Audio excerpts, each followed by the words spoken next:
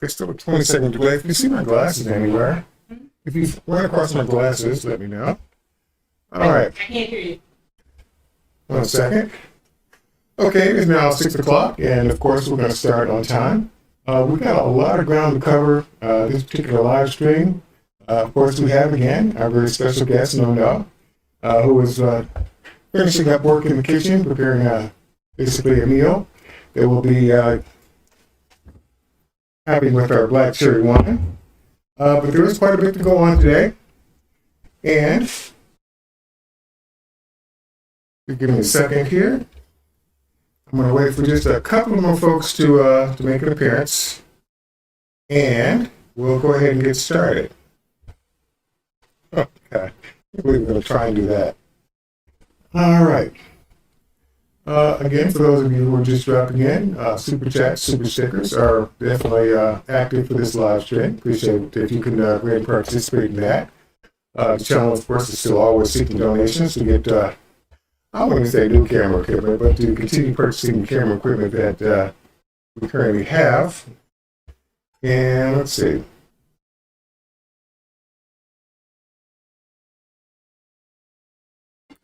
What is going on with this live stream? Interesting. All right, just making sure that everything is looking good on this end before people start showing up. And so far, everything looks pretty good. All right, for those of you joining in, if you'll just go ahead and give me a quick shout out, let me know that you're there, and we can get started with our list of items that I have to go through before we start settling in and start having our normal good time. The Candy Floss King, hello, is in the house. Thank you very much for making the appearance. 1 second here.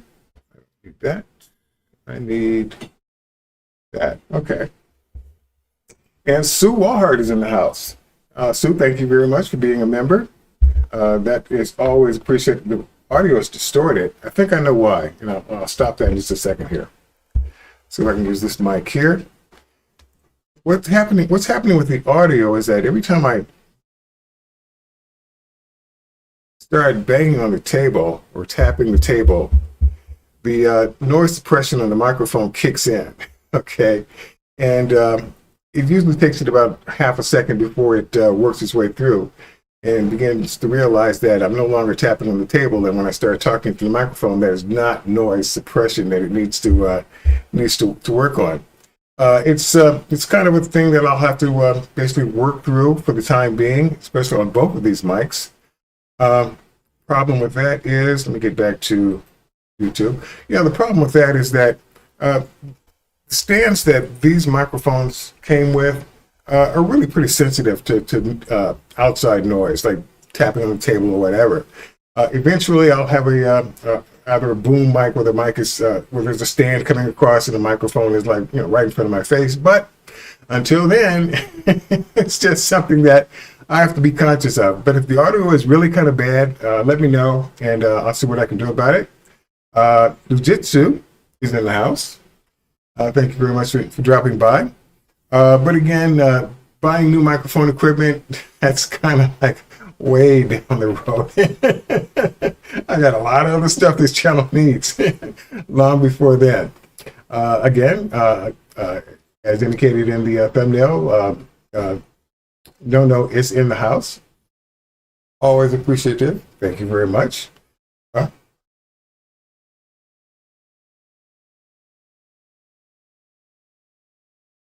Nice and tender.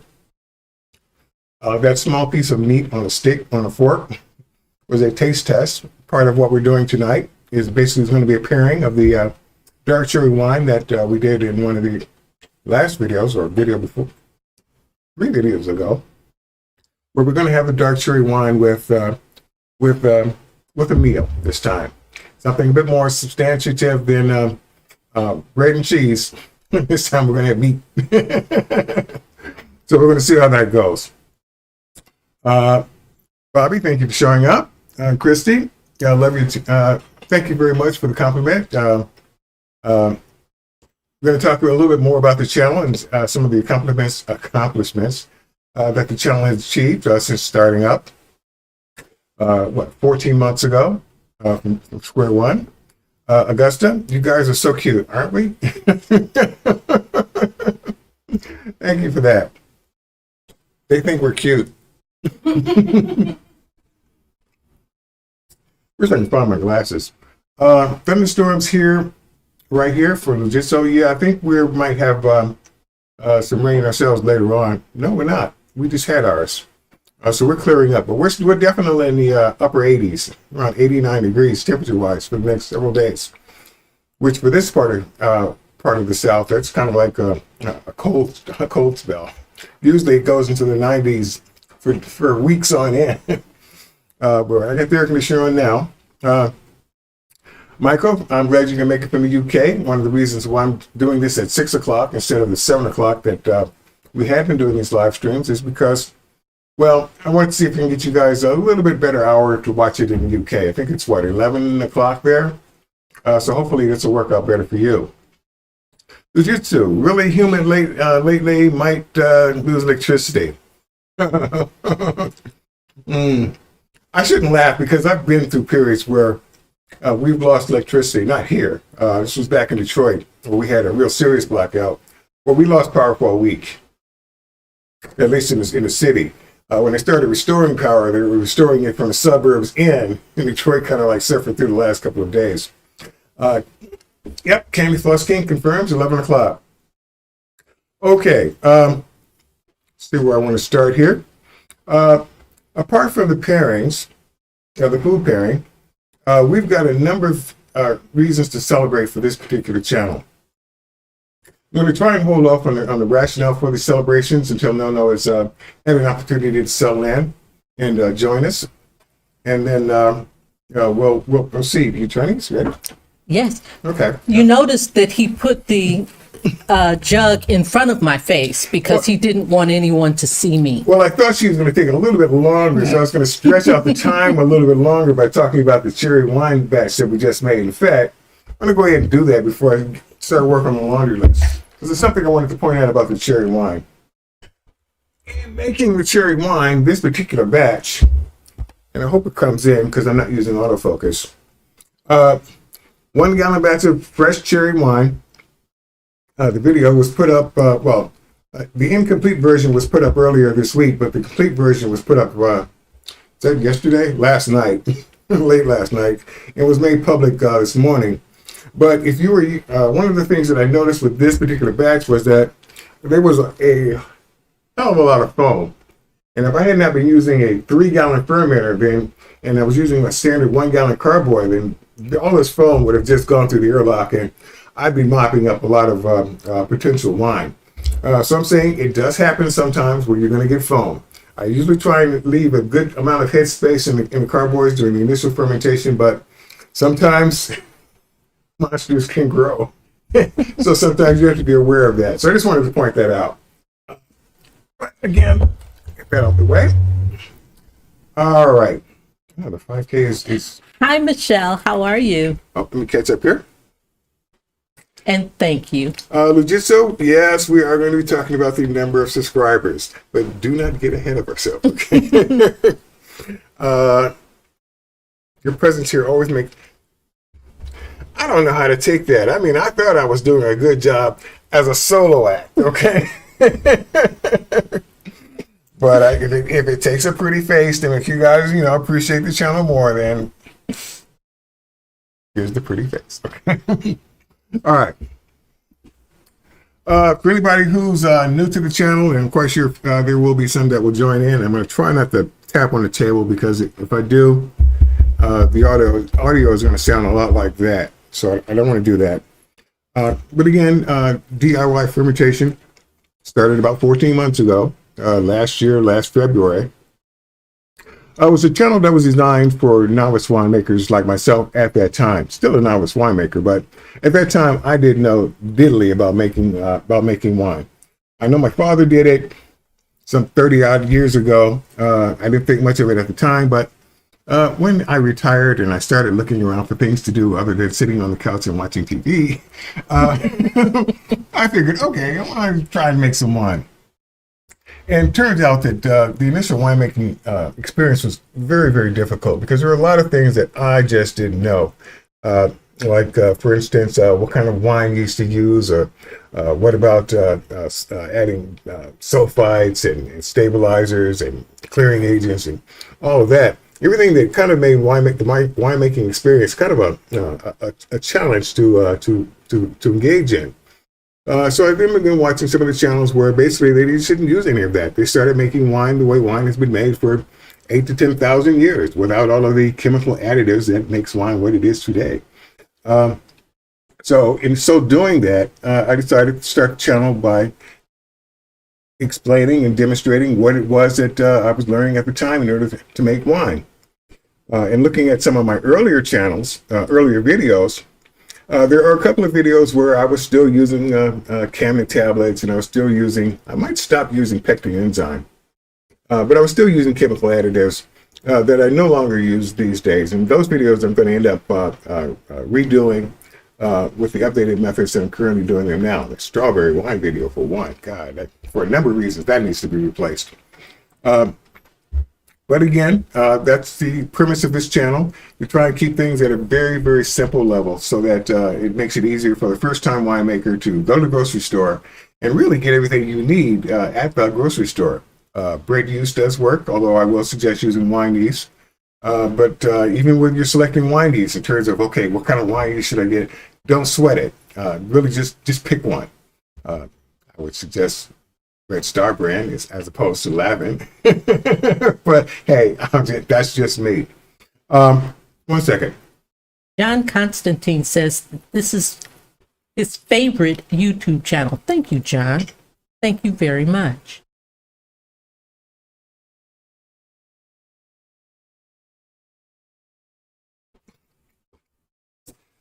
Bobby, he was intimidating for me, but your buds. And Happy Homestead made it. Happy Homestead was one of the channels that kind of gave me the impetus to go ahead and start my own experience with making wines, because they were doing it at a very simple level. Turns out that me and I forgot to get his name. I forgot his name. Over there at Happy Homestead, we keep in touch, and I think that's a good thing when you can have fellow creators chiming in from time to time and just saying, a quick nod or something about your given video. I think that's a nice thing. I'm losing track here. James is his name. Thank you. Okay. Now, are we going to address the elephant in the room? Yes. Before we get into that,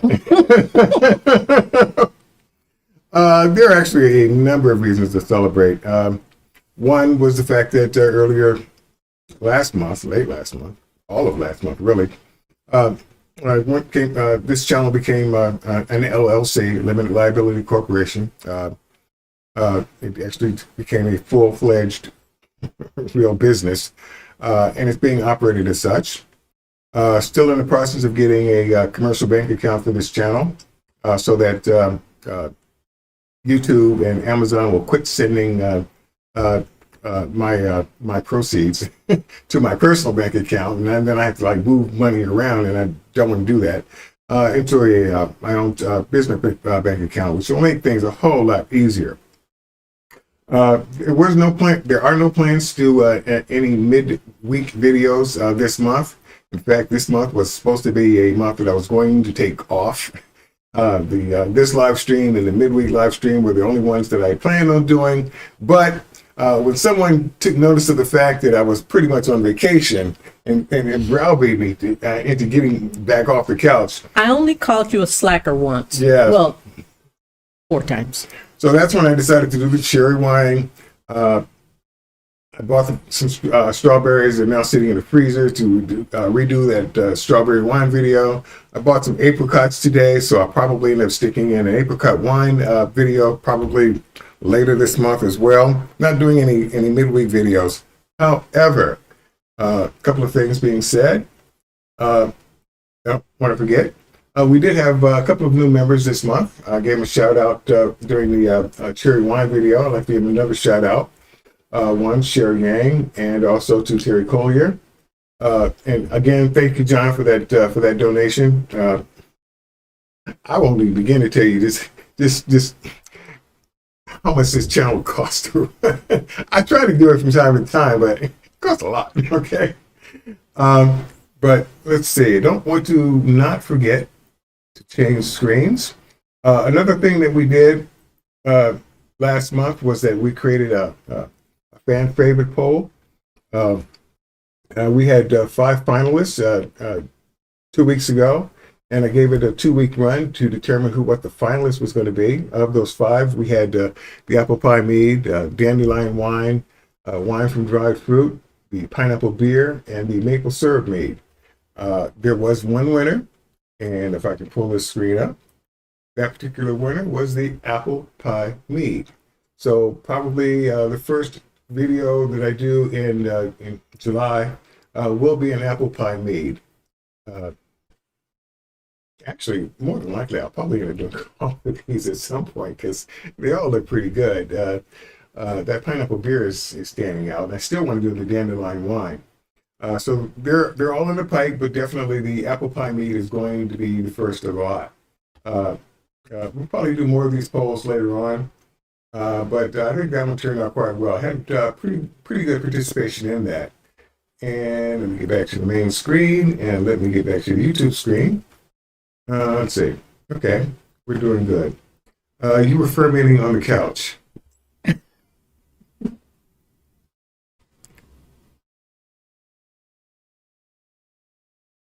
No.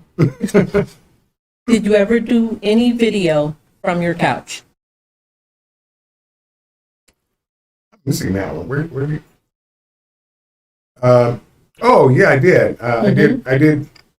Part of the secondary membership perks was that I was going to make myself available for 2 30-minute live streams in addition to the main live stream at the beginning of the month.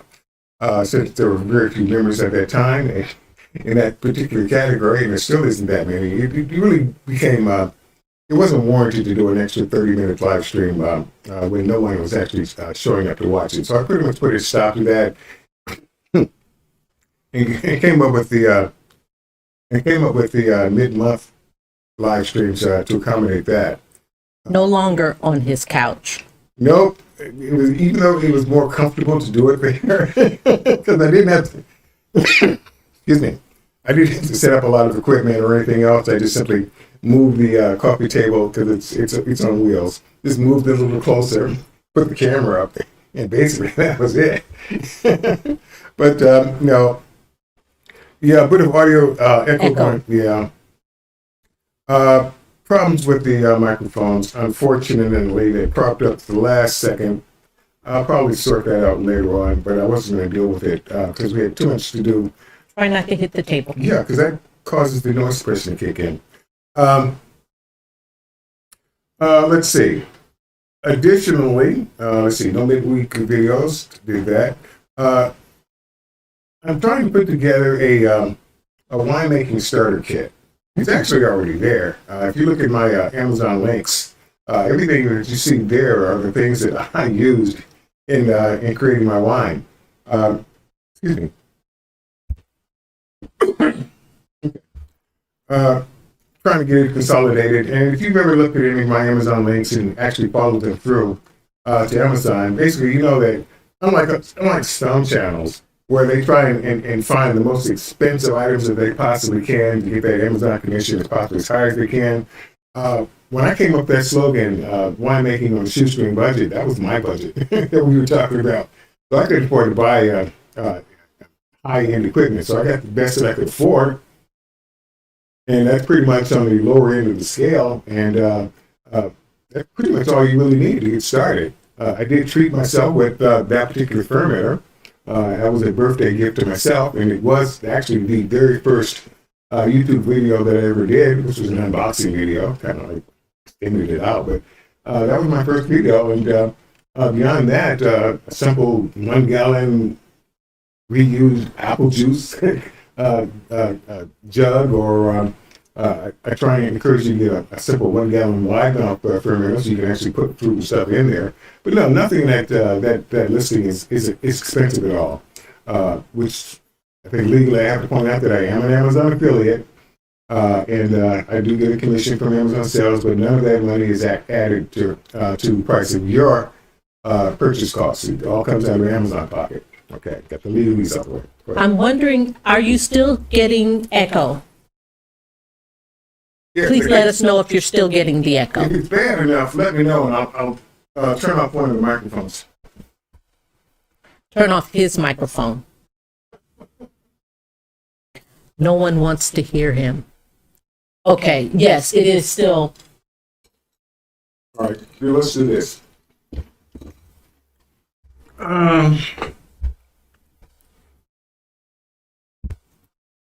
And mine on Nope, it came back on. It's on mute. That's Okay. we see it flashing like that. It needs to be on mute. All right. I need to check one thing real quick on OBS. Okay, only one microphone is live. We're gonna move that one a little bit towards the center here. That should be okay. And let me get back to. Here we go. All right. So I'll sort that out between now and my next live stream where I've got no. Thank over you. here. Okay. Additionally, let's see. Did that. Don't Did have that? to do that one. It's not up yet. Doing anything. What's not right? You don't want to do that one? Nope. Okay. Yeah. Okay. That's fine. Okay. Just going over the program. He doesn't tell me before he does this. He just like springs it on me. Actually, we had talked about this earlier, but that's okay. Let's see. Other reasons to celebrate. A couple of other reasons. One was the fact that the channel had achieved a couple of things. And did I do this one? Yes, I did. One was, nope, I didn't do a screen for that. Nope, you didn't. I know I did one for that. Okay, well, didn't do a screen. I was going to actually make a sign, but I guess I just ran out of time. One was that we have now gone actually just over 100 videos for this particular channel. Actually, if I include the live streams, it's like 108, 109. But I never really expected that I would be doing 100 videos when I first started out. Again, looking at some of my earlier videos. We looked at a couple today. Excuse me. They were pretty bad. Okay. They weren't that bad. They were bad, but they weren't that bad. I mean, the basic format was all there, but I don't do videos that way anymore. I done learned better. Let me see. I don't want to.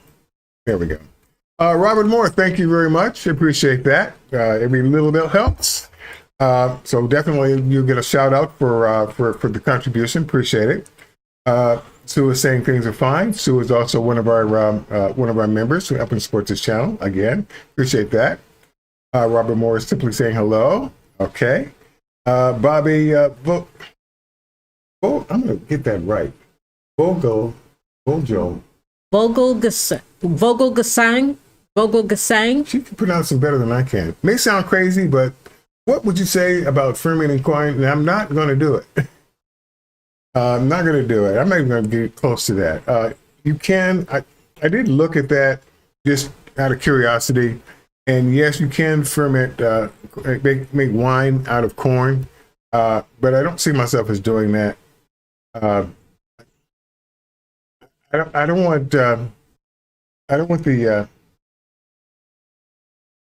want anyone knocking on my door with a search warrant. Just checking me out to make sure that I'm okay, you know. So I'm gonna steer clear of anything that might be construed as possibly having the potential of making that next step for distillation. Not gonna happen. You could put it in the backyard. Okay, let's see. Having covered all of that, we are now going to cover the following, and that is the last reason, well, one of the last reasons for celebration. Hello from Scotland. Scotland does check in from time to time. You're not alone. And one of the last reasons for celebrating is going to be this. As of about an hour ago, I broke the 5,000 barrier just a little bit earlier, but I'm now currently at 5,214. I think it's a little bit more than that now, because it's like an hour ago.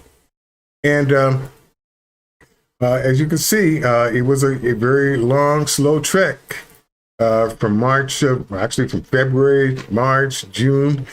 Basically, there was like no subscribers at all. I had No was my very first subscriber, and that pretty much was it. But there was a slow but steady trend. You can actually see the trend line was actually progressing more and more each time. So if you are thinking about doing, sorry about that. If you are thinking about doing a YouTube channel, all I can say is, hey, just stick with it, because you never know when you'll break that 5,000 subscriber mark. I'm shooting for 10, but right now 5,000 for me is cause for celebration. And as such, for celebration, I'm going to change the screen real quick, because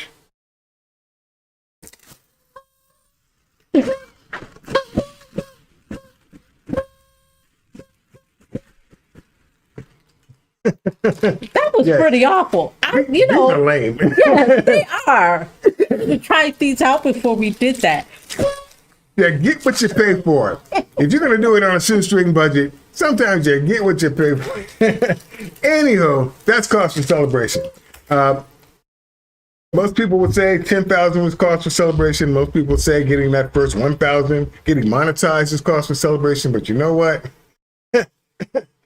When you get these marks, 5,000, 10,000, 100,000, million, those are all cause for celebration. So it's a small celebration. Therefore, that was it. All right, enough of that, and let us go. So, yes, you go talk. I'll go prepare. All right.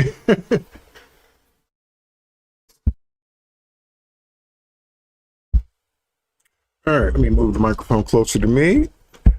Thank you, Robert, for the congratulations. Sounds like a snowball effect. Well, disappointed in that.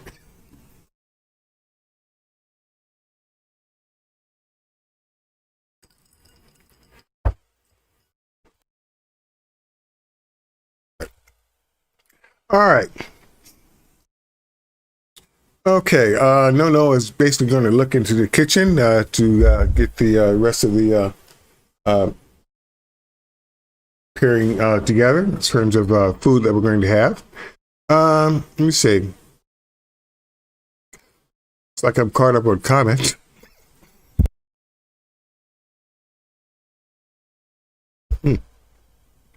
Okay, this is also, while we've got a little bit of time, this will probably run a little bit long in terms of live streams. But if there are any questions that I can answer in the meantime, here's one. Ernest, hi, have you ever made kivas? It keeps coming up, bread wine. No, I have not. And have you ever considered making one? I'd have to do the research to find out exactly what's happening with that. First time I've heard it, so I can't say that it's currently on my content calendar. But we'll see how that goes.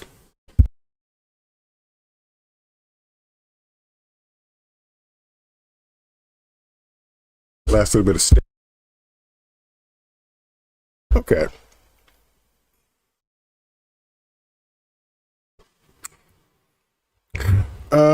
Let's see. I know that it became kind of a talking point during the last month's live stream, the big one on the first of the month, about getting No to. I see that.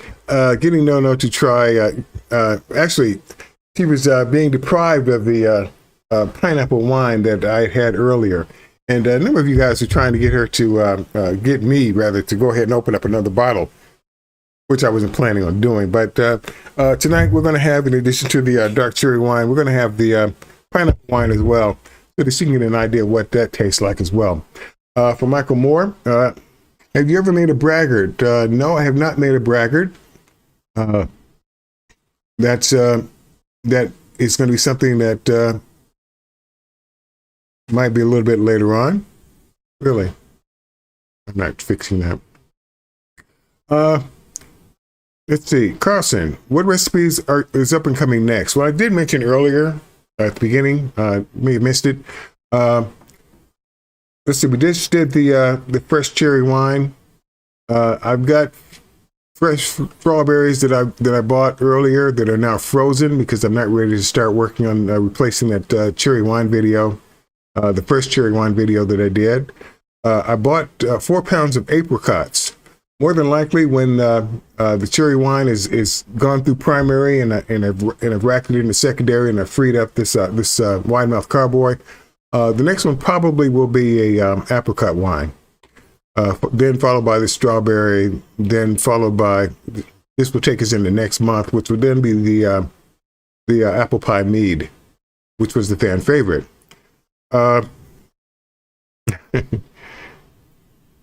It's looking good.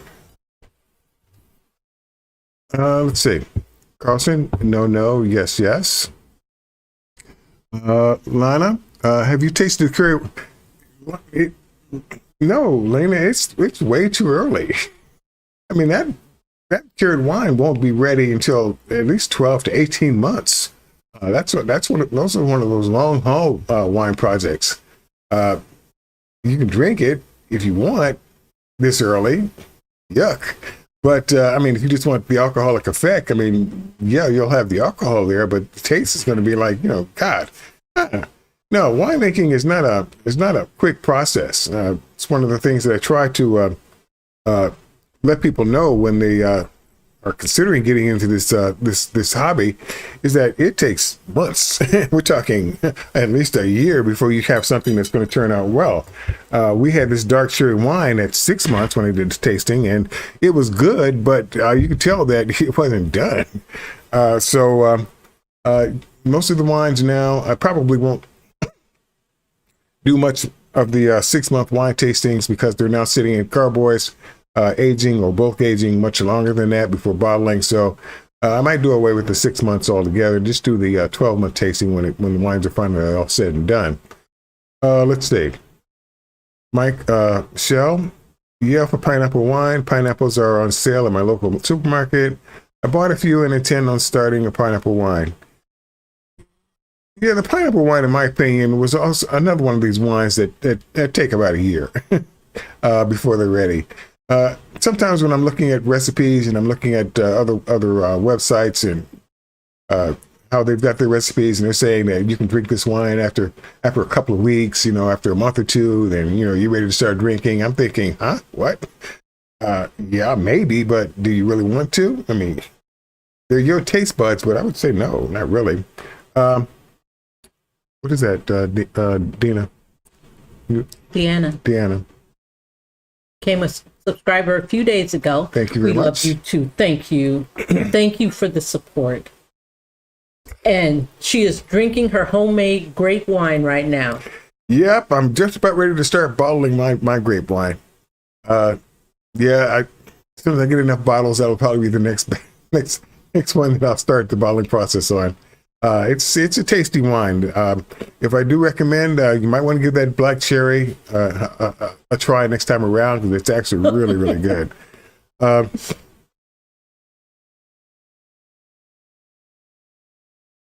Ernest, favorite fruit or fruits? There are actually a couple of them. The black cherry, strawberry, apple. I guess it would be the top 3, but actually a number of these actually ended up being quite good. The pomegranate was kind of, I would definitely have to change that recipe, but did I taste the pomegranate? You did not, and I probably will not have you taste it. I mean, it's a very, very strong pomegranate flavor. I like pomegranate. I could probably do with a third lesson with pomegranate juice if I do make it again. Actually, I made that recommendation in the original recipe when I went back and we can try it at some point just so I can free up a bottle to use for something else. But It's the weekend. Let's get toasted. let's see. Been known to yell at my fermenters saying, "Yeast, will you die?" But if you're still peeing alcohol, that's okay. Cute. All right. Richard. Unicorn, Big Frank. Okay. Denny, yes, Mark Ooh. Robert. I made a cranberry black cherry, and That sounds good. I've got two cranberries. I got the cranberry wine that's still bulk aging, and I've got the apple cranberry wine that's still bulk aging. I'd like to see what those are going to turn out to be like. Blackberry cranberry sounds, or cranberry blackberry. That sounds really good. Something to keep in mind. I might add that to my content calendar. Trying to guys. Let's see. Nickname. I thought he was actually talking to Big Frank. Big Frank, just found you guys. I have a load to catch up on. Greetings from the UK. I'm glad you could make it. I know it's getting kind of late. Well, 11:30ish, 11:36, so it's not too late. But I hope you guys can appreciate the earlier start time for this this live stream. She can make a pop.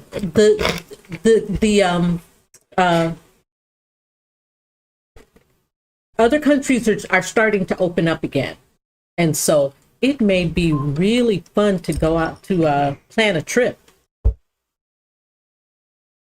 I don't mind doing it. I haven't been to the UK yet. I don't know why you came awfully close. I mean, you go to France you go to France so often. The UK is someplace we can go. It is. It's not that expensive. Don't see why not. Ooh, a pomegranate spritzer. Oh, yes. We could take your pomegranate wine, add a little bit of seltzer, and make a spritzer. I think that would be nice. Let me end up with your wine glass. Let me pour you a glass real quick. He wants me to be quiet. Not at all. I wish to loosen her tongue a bit so she can talk a little bit more.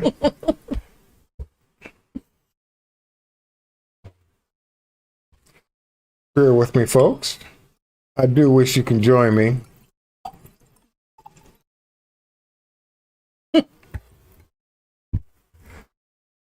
Okay, No is going to actually, and you guys will just have to bear with us because we are going to eat. Okay.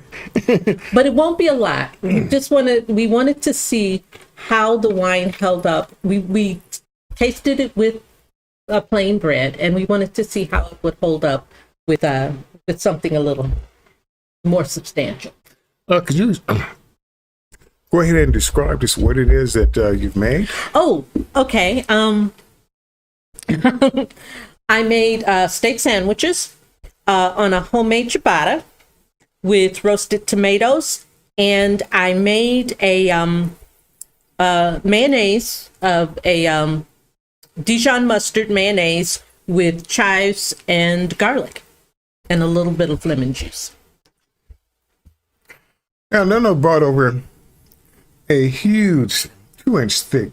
Was that 2 inches? Yeah. That was a 2-inch thick. Or it was an inch. I think it was an inch and a half, almost 2 inches. It was a big steak. It's a big piece of steak.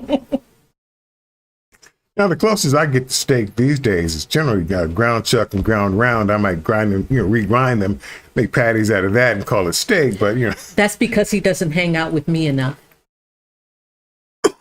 Excuse me. All right, let's see. Kenny Flush King, I join you in trying my first ever mead that I've done. We haven't. No, we haven't. I did the 6-month tasting of the mead. In my opinion, at that time when I did that video, I thought it required more time. So it won't be until the 12-month tasting before I decided, that being my very first mead, how that's going to work out. But since then, I've done quite a number of different meads. I can stay here. I've done quite a number of different meads.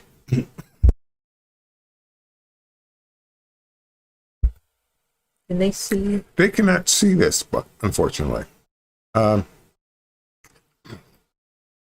Just bear with me. I'm actually going on to my YouTube channel because having made so many of the meads, I kind of forgot how many I've done. So in terms of meads, yep. Really? I've made that many? I've made an orange mead, strawberry mead, a lemon mead, dark cherry mead, making that very first mead, which is just a plain mead. I've got an apple mead, the grape piment, the elderflower mead. I've made quite a few meads, and really I've only tasted just the original mead, and that was the 6-month tasting. So you have to keep me around a little while longer so that I can taste the other ones. I don't see why that. Not. You seem to be working out quite well so far. So let's see. Sounds tasty. No, I love it. Thank you, Michelle. You are wonderful. Thank you. Okay. All right. So without further ado. So I'm going to cut a little bit of this so that it doesn't get, because this is chewy. It's a ciabatta. And so the bottom is chewy. Just be careful with your fingers. Oh, no, I burned my fingers earlier, but I promise I'm not going to,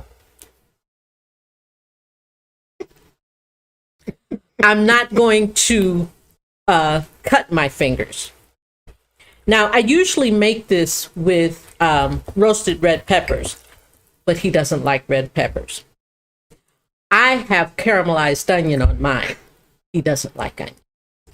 The thing about certain foods that you don't like as an adult. I'm making a mess. Yes, you are, but that's why I'm back away. Is that there were certain foods growing up, onions, green peppers, celery, any kind of bell pepper, that my parents would like force me to eat, actually forced all of the kids to eat.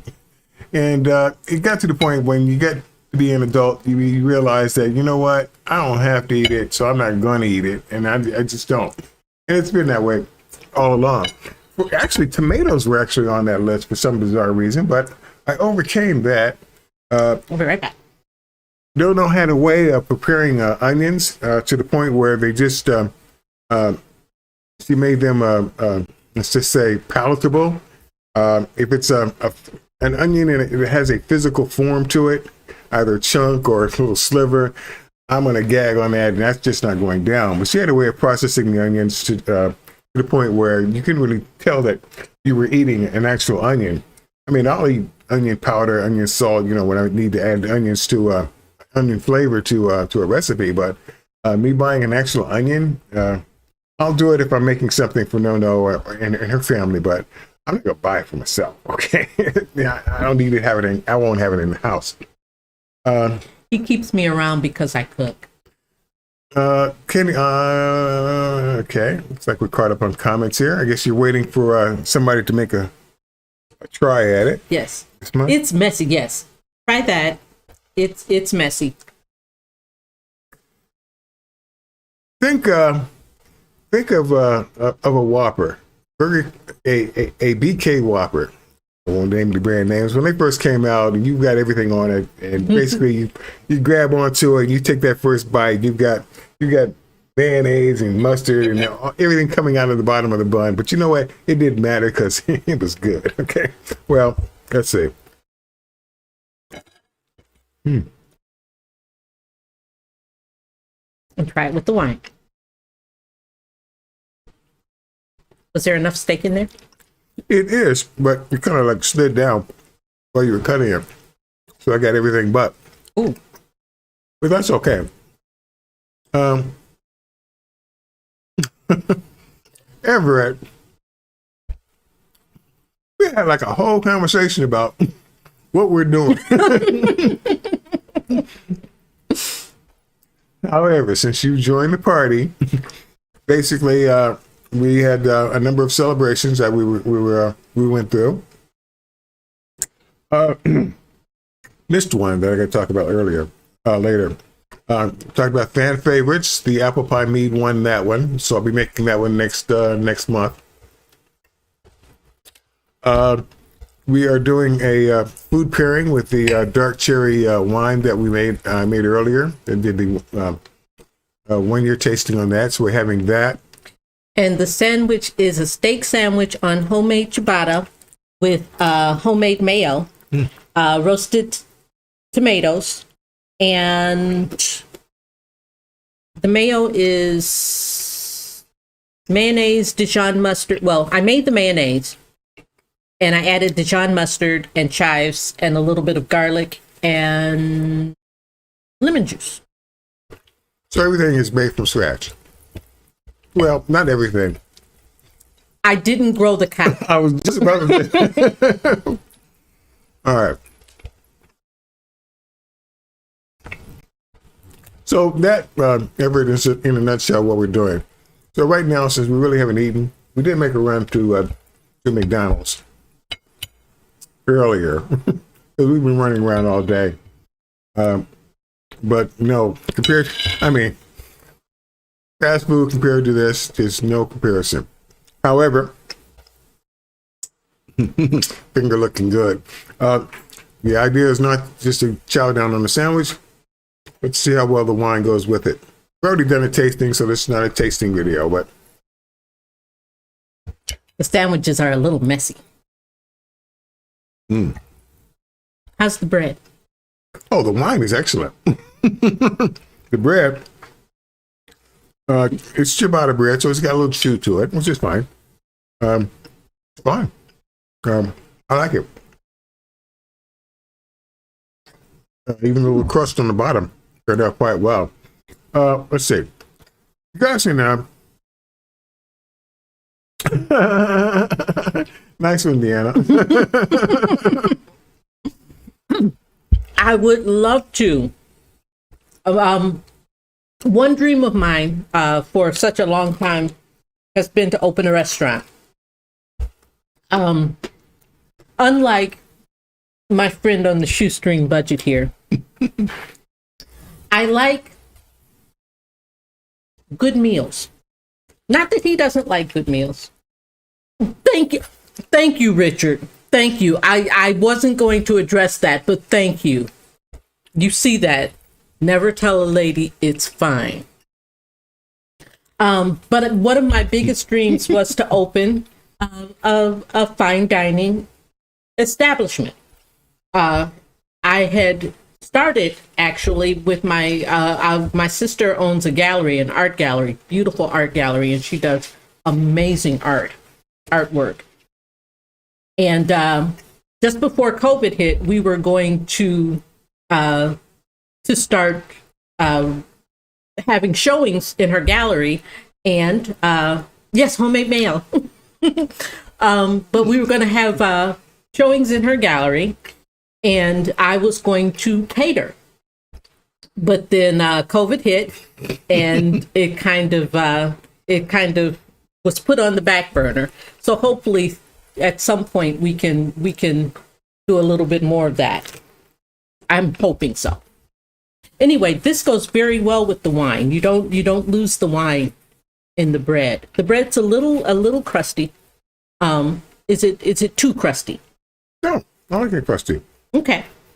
In Detroit, near Wayne State and also near the old GM complex headquarters before they moved. We're going to catch up with some of these comments later. They had a place called Snelly's Deli, which had for a delicatessen, it was the bomb.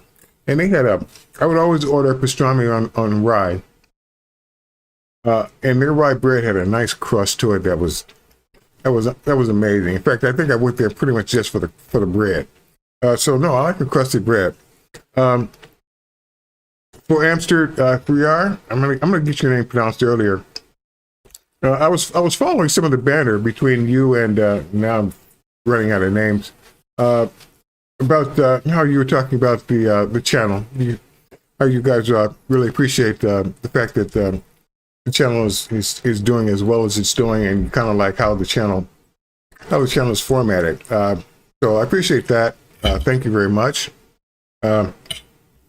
Again, the format pretty much is going to remain the same.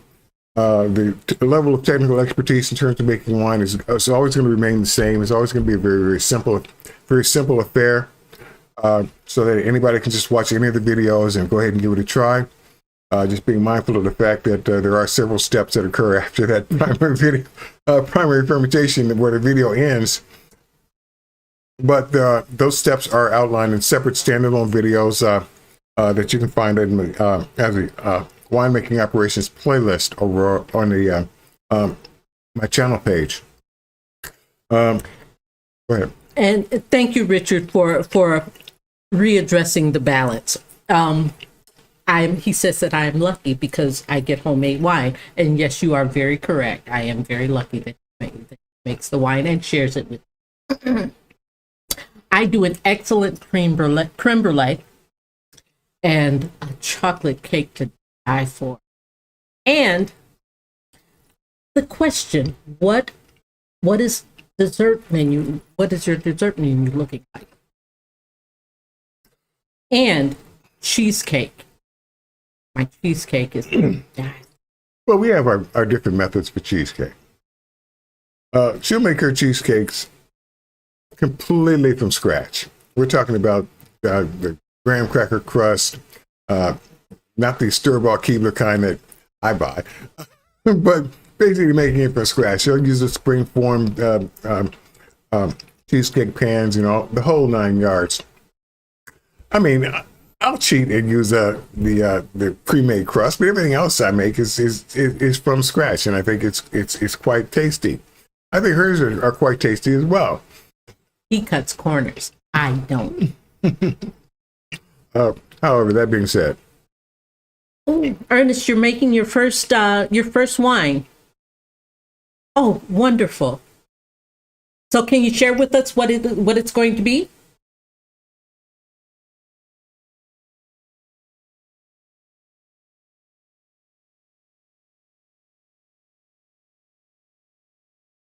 Oh, I haven't tried a red velvet cheesecake. I have not done that one. Usually mine is an Oreo cookie, white chocolate truffle, which is a wonderful combination. But we're supposed to be talking about wine.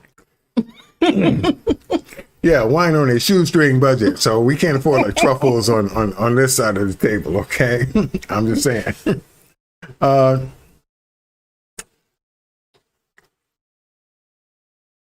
Yeah. Yes. Michelle, you are correct. It is the best way to make cheesecake. Really very simple. Really very simple. Raspberry 2 days ago. Yeah, I remember when I did my raspberry wine tasting. Those raspberries, you might not think of it when you first starting it, thinking the raspberry flavor is kind of light or mellow or subtle. When I did that 6-month tasting, those raspberries kicked in big time. Okay, it was like, yeah, you're drinking raspberry wine. There was no doubt about it. But it was tasty. I can't wait to see what it's going to end up being at the 12-month tasting. So good luck with your raspberry wine. Okay. 2 days ago. Okay. Blackberry. You haven't done blackberry yet, have you? Sure did. That was the first wine that I did where I made a mistake. Oh, that was so long ago. And the mistake was that I was following a recipe that stipulated 4 pounds of sugar instead of which I put in. Oh, yes, I remember that. Just dumped the whole bag in, No hydrometer readings, no nothing. I just said, 4 pounds of sugar? Okay, fine. Just poured it all in there and stirred it in. And then when I looked at the original hydrometer reading, or when I finally took a hydrometer reading, that's when I realized, I had made a mistake. But it was too late. So I let everything ferment out. And that was the first one that went over 20%. I forgot the percent, what percent, 20 point what percent, but it was over 20%. Do we have any of that left? I do. Waiting for the 12-month tasting. I was able to fix it somewhat when I finally did the bottling by thinning it down a bit. No, Yes, I did. I used water to thin it down. I mean, it wasn't syrupy, but it was kind of approaching a light syrup kind of consistency, viscosity. That plus the high level of sugar plus the high level of alcohol. I had to thin it down the best way I could, and I ended up using water to bring down both the ABV and the sweetness level and the basically, yeah, that was the first one that I made a mistake. So I don't make that mistake anymore. I think that we should take a weekend, crack open a bottle of that. I mean, it was still a pretty good wine when it was all said and done. When we have absolutely nothing to do, spend the entire weekend inside and totally get toasted. Possibly. So we'll see what happens winter. It was also the first bottle of wine that I didn't have to back sweeten. It was pretty sweet on its own. So that was kind of nice. I'd like to get to a point where I can know how much sugar to put in initially so that, and which wine yeast to use so that it'll end up having a nice sweet finish without me having to back sweeten. But I'm not there yet. And I'm not quite sure if I want to take the channel to that level of doing it. The initial hydrometer reading before putting in sugar and then the follow-up hydrometer readings and all of that. I mean, I still do hydrometer readings during rackings so I can find out just where the wine is, whether it's done or not. But no, those you don't see me doing on camera, but they do occur. But to determine how much sugar you should put in initially, I'm not there yet. I've looked at it. I could do it if I really wanted to, but I'm not there yet. And I don't know if I want to take the channel to that level. Again, there are some technical aspects of making wine that I probably will not get into as far as this channel is concerned, because I'm trying to keep things at a very, very simple level. You can grow on and out once you've got the basics down, but I'm not going to make a technical wine making channel out of this current channel. It's going to stay at a very low basic level. Hamster is making orange juice and banana. That sounds good. I think I've seen that before, and I might want to try that. I think you made this comment on one of the videos, and I believe I responded. But again, yeah, that's one that I wouldn't mind trying.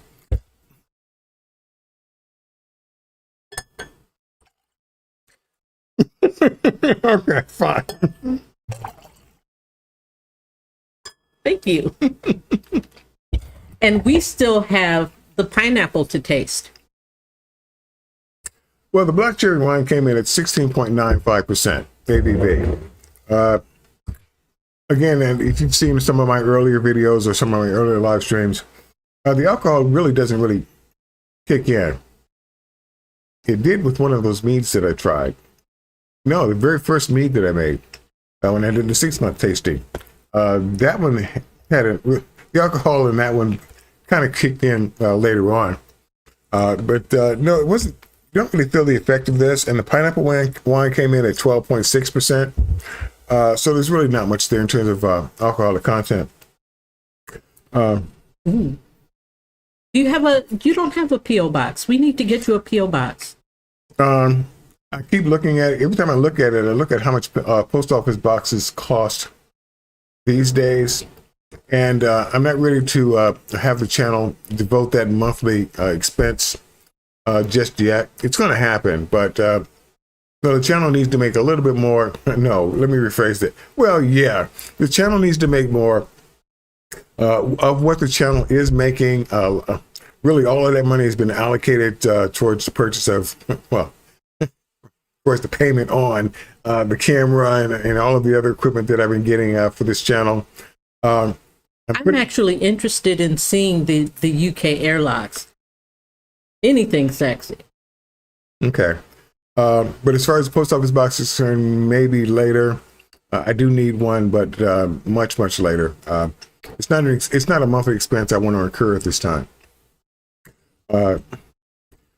Yeah, along with all the other recurring expenses. I think it was a choice. It was a toss-up between the accounting program monthly expense and or a post office box monthly expense. So the accounting program took one out on that one.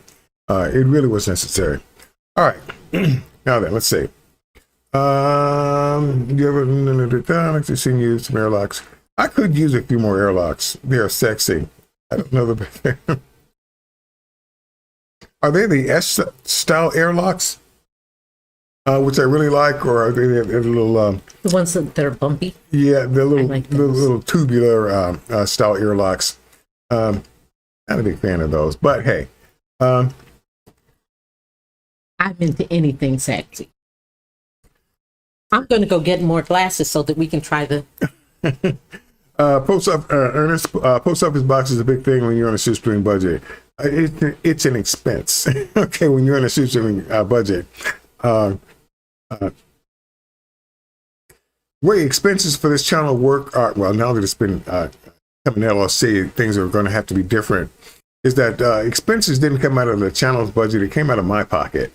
And eventually the channel would reimburse me for my expenses, really.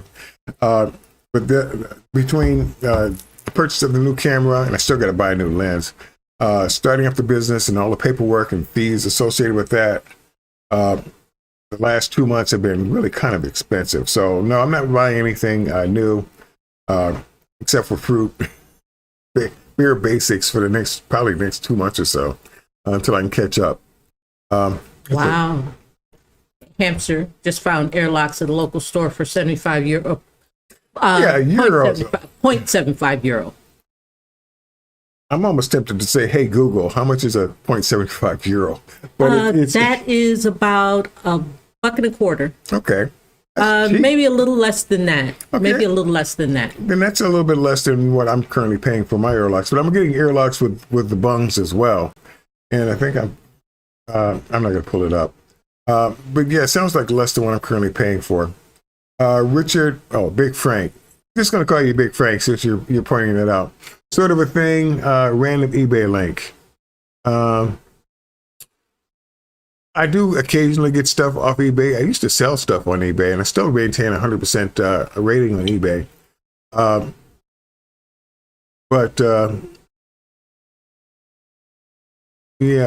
Deanna, could you always use a balloon? You could always use a balloon. No, I'm not a big fan of the balloon method. And I know exactly what you mean. It does work. 10 to 15 holes in a balloon, I wouldn't do that. The balloon method does work. But if you're putting a hole, even though it's a pinhole, it's still kind of big enough where you're still able. It solves the problem of CO2 release during fermentation. It does that. But the holes can also become large enough to where little gnats, I don't know how they can get in, but they do have a tendency to get in, and that's pretty much what's going to cause problems with your wine. So if that's what you've got, I can't say, don't do it. But yeah, I would probably spring out. You know what? I was thinking about doing a video last week about how I started out making wine, not just making, the first wine that I made, but my rationale for buying what wine yeast or what piece of equipment or how I progressed in terms of my decision making for making wine, making cheap wine, basically. That's still in the works. It's actually on my content calendar. Even though this was the month that I was supposed to take off, this was like my summer vacation. And next month definitely will probably be my summer vacation. It's on there. Okay.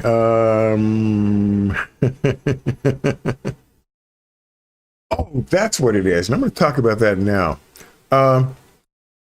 With YouTube, once you've gotten 10,000 subscribers, and I'm sure you've seen channels, you can actually have a storefront on your channel. It's basically pretty much down in below the description section and probably above the comment section, where you've got the ability to sell t-shirts, mugs, sweatshirts, blah, blah, blah. And you'll see the images, displayed below their channel. But you need 10,000 subscribers to do that. And I thought that was, the only way in which it could be done.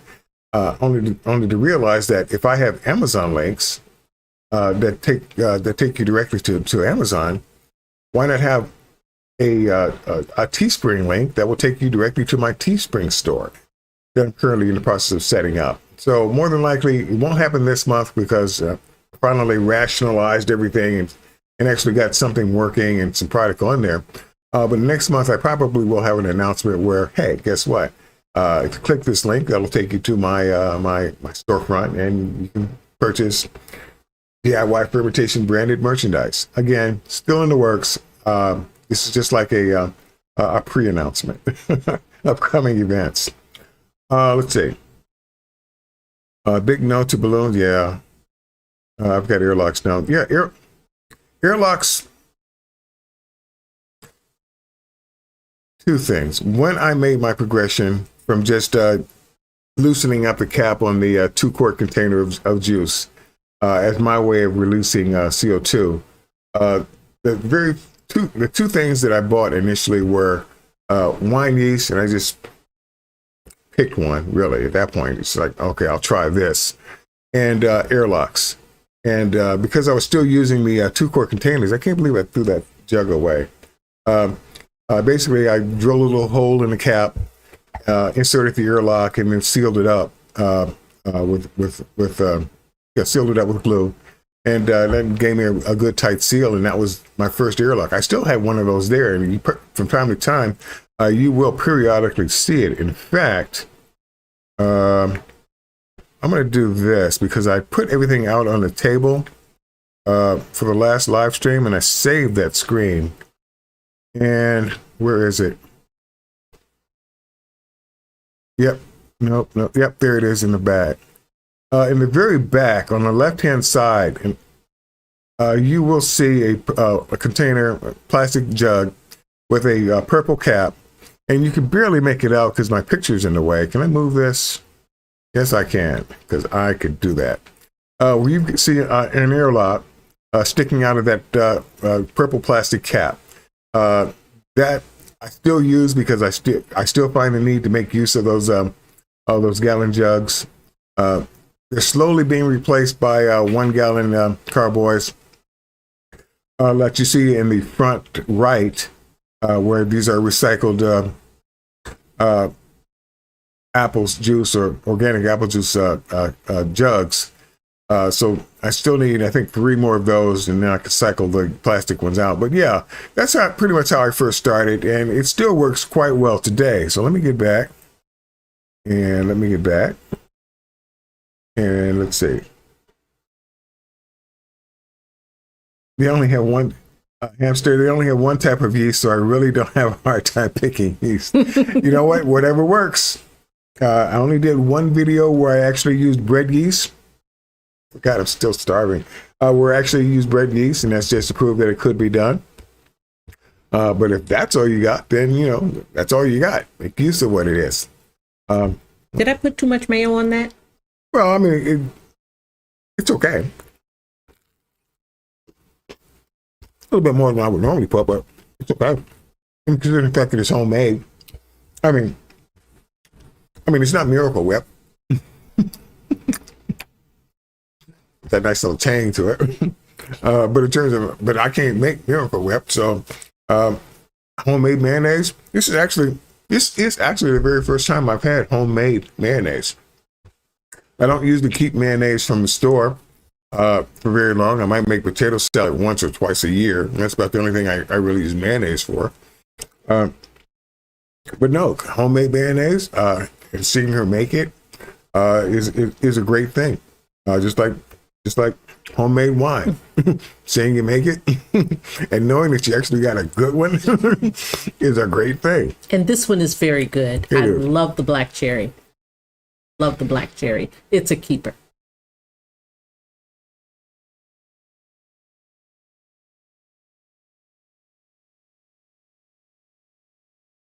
We're catching up. Mm-hmm.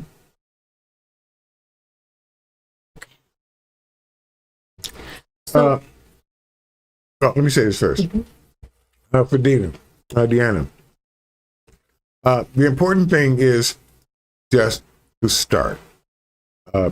Once It's like anything. Once you get started, it's just like any recipe. You'll pick a recipe, you'll do it. And this is like not just for wine, but food or whatever. You'll pick a recipe, the picture looks good, you think, okay, I can make that, and you do it. And every now and then, the very first time that you do it, it turns out great. Usually it comes out okay. It'll come out okay, but you know where you can make the adjustments the next time around. And then it turns out better, and subsequently better and better, and so forth. So again, winemaking is just like that. This YouTube channel is just like that, you know. It gets better over time. Yes, and anything that you make at home is going to be so much better than what you can buy. So even if you make a mistake, it'll be so much better than what you can buy, and the accomplishment feels. 13 Grappler, bottling my first homemade wine tomorrow. I love your videos. Thank you for all the tips. Well, glad I could be helpful. Thank you for at least watching my channel. Appreciate that.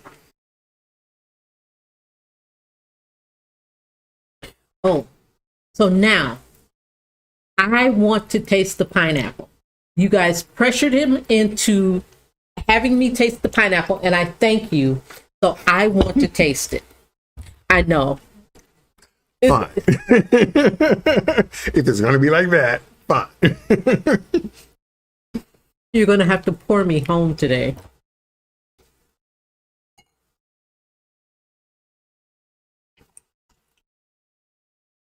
Now, if anybody saw my pineapple wine tasting video, the 6-month tasting video, You can't have any.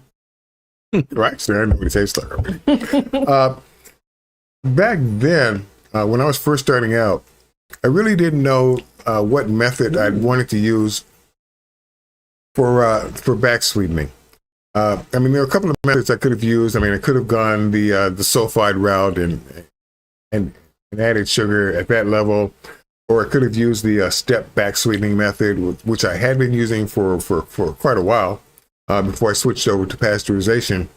Or I could have used and had used non-fermentable sugars like xylitol, which I stopped using, even though it worked quite well. It was just too expensive, you know, compared to sugar.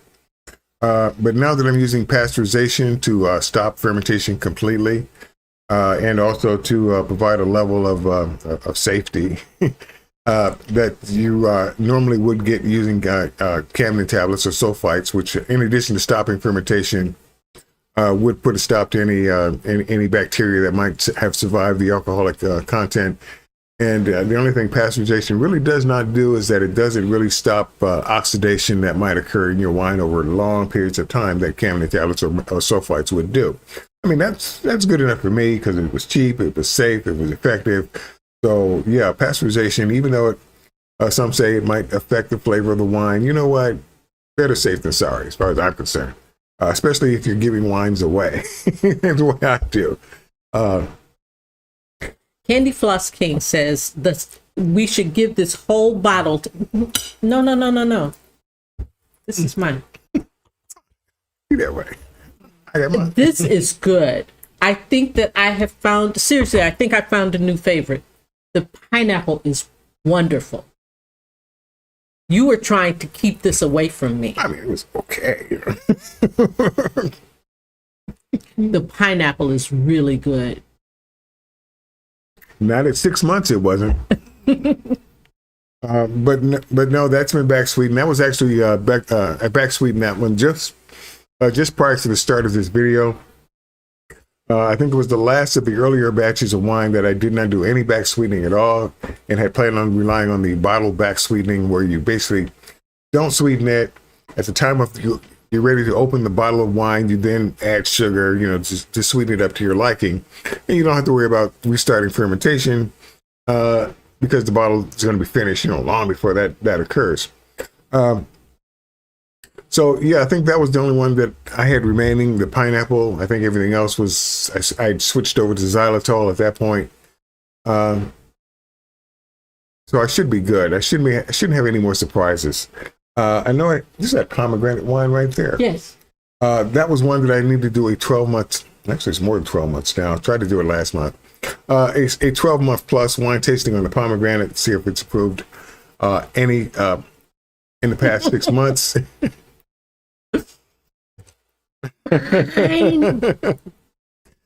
Let's see. Hamster. My first batch, I just mixed some juices, added some sugar. I think one of the before. I'm sorry. Oh, you remembered. Corey remembered. I thought I was trying to get ahead of Corey when I broke out the pineapple wine instead of having to wait for it to be requested. One of the ideas I'm having for probably the back of a T-shirt is juice, sugar, yeast, and I think a fourth line would be equals wine, because that's all wine is just juice, sugar, and yeast.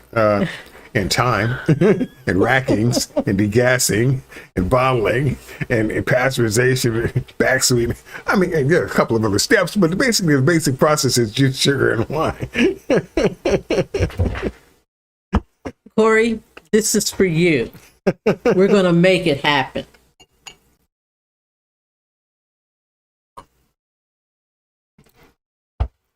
Have a glass of wine, dear?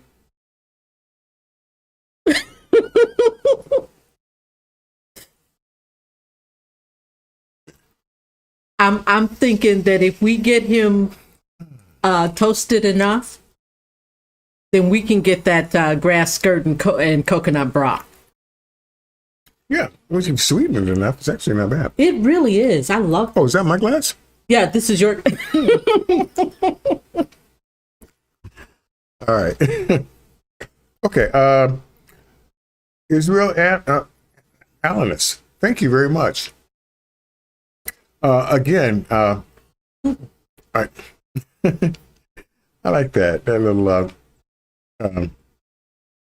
super sticker. That's cute. Thank you, Israel. Again, no amount is too small to help support this channel. Even though, I went begging to get some donations for the camera. Still paying for it. I'll try and refrain from doing that, but let's just let it be just assumed that I need support to help run this channel. Corey, I am loving you. Okay, I am loving you. We've got to meet at some point. You are terrific. I'll buy a shirt if you Photoshop your face on a hula girl. Okay. I think your face would be wonderful on a little. Okay, Deanna, the first bottle I made, I didn't really care for it. All right. I'd like to know how long it was from the moment you put in the yeast until the moment you poured your first glass. My neighbor was throwing a party and I took the bottle over there. That was risky. I used No as my trial book. Her and my son, I took the bottle over there and the wine had some carbonation in it. But you know what? The wines that I've made that I inadvertently carbonated or made a sparkling wine, certainly that apple wine that I made one time was actually quite good. Yes. It's not something that I really want to do unintentionally in the future. If I'm putting them in pressurized bottles, then that's fine. That's great. But if I'm just using a regular wine bottle, I have had a number of corks pop out using the natural corks. The artificial corks. But when I use the natural corks, which has a much tighter seal, I've had only one bottle break on me because of pressure that has built up because of the carbonation or CO2 buildup. So I'm mindful of that. The pasteurization method that I'm currently using is definitely going to make that a problem that's been resolved. So I can now focus eventually at some point to do an actual sparkling wine on purpose. Still looking at that. I'm not quite sure how I'm going to do that. Sue Walhart's question. Mm-hmm. I think that was a good.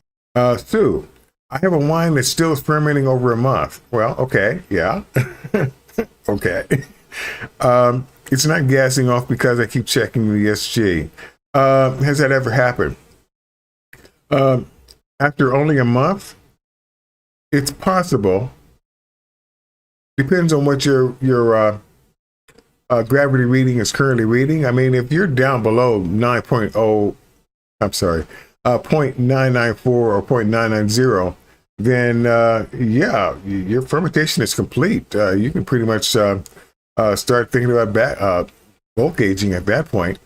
If it's still higher than that, then you might, one of two things. One, you might have a stuck fermentation, or depending on which yeast you use, you might have reached the alcohol tolerance of your particular yeast, in which case that's a good thing, because now you'll have residual sweetness, and you won't have to back sweeten as much.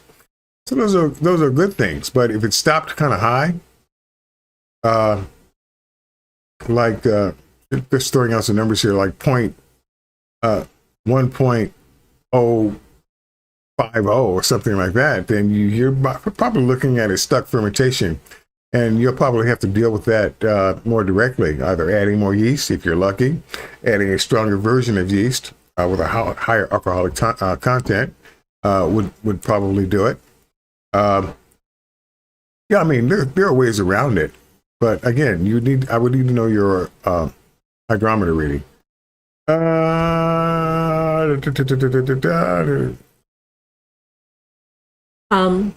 Big Frank. Thank you for joining us, Big Frank. I love that name.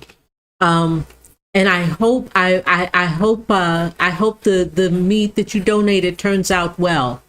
Good luck. I'm sure it will. Corey, you are indeed correct. Yeah. I mean, for the most part, it's generally kind of safer just to go ahead and let your wine go dry and then back sweeten it to whatever level you like, as opposed to trying to determine what the end result or end sweetness is going to be. That's a more advanced topic that this channel probably will not get into, but it's okay. If you see questions like that, actually, if anyone sees questions that come up that are of a more technical nature, that you're not seeing the answer, it's not because I don't know the answer. I'm not going to Google it for you. That's one thing. But I'm trying to keep things on a much more simpler level. But I have no problems with anyone chiming in if they wish to help answer the question, to help a fellow member, fellow subscriber, fellow viewer out. No problems at all. Use my channel as that kind of a platform. Yes, this is a community. Think of it as family. Ooh. I'm only slightly lightheaded right now. I think I've had a whole glass of the pineapple, which seriously, this dang, she killed that glass off quick. I mean, I'm still working on mine. This is truly my new favorite. I love the pineapple, and you were trying to keep it away from me. My second favorite is the black cherry, but my new favorite is definitely the pineapple. I'm glad you appreciate it. I'm glad you like it. However, to each his own. It's good. It's really good. It's not bad. I like it. It's okay. No. This is good. This one is slightly drier, and it works well with the steak sandwiches, and we have to finish eating these. Yes, we will. Yes, we will finish eating these. Trying to be polite on camera. Yeah, it's not wonderful eating on camera and watching us chew, so that's why we're not doing so much. But this one, it holds up very well to the ciabatta and the steak, because the steak is a very big flavor, and the dark cherry is an excellent pairing with that. But the pineapple is wonderful. I love the pineapple. And you were trying to keep it away from me, and I know why now.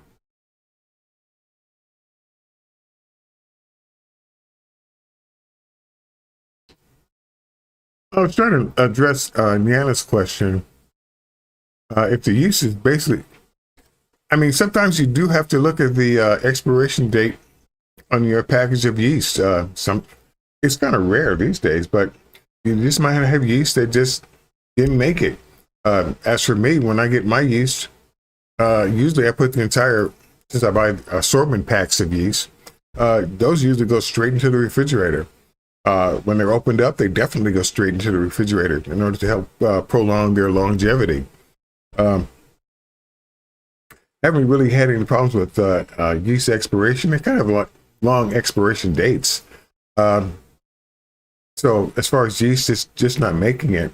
Again, since I don't use yeast energizers or yeast nutrients in any of my wines, I've never really had a problem. That lemon wine was kind of tricky. That's the only one that actually had a stuck fermentation on, that actually had to add more yeast to bring it back to life. But no, that's all I can say there. The gravity was 1.04. That's kind of high. But then a week later, it was the week before, so it's gone down. Okay, it's going down. It's working. I mean, it's only been a week, and that's not bad for a week. You're good. Oak leaf wine. Sue, I buy oak leaf wine only because I need the bottles. These are oak leaf wine bottles. All of them are.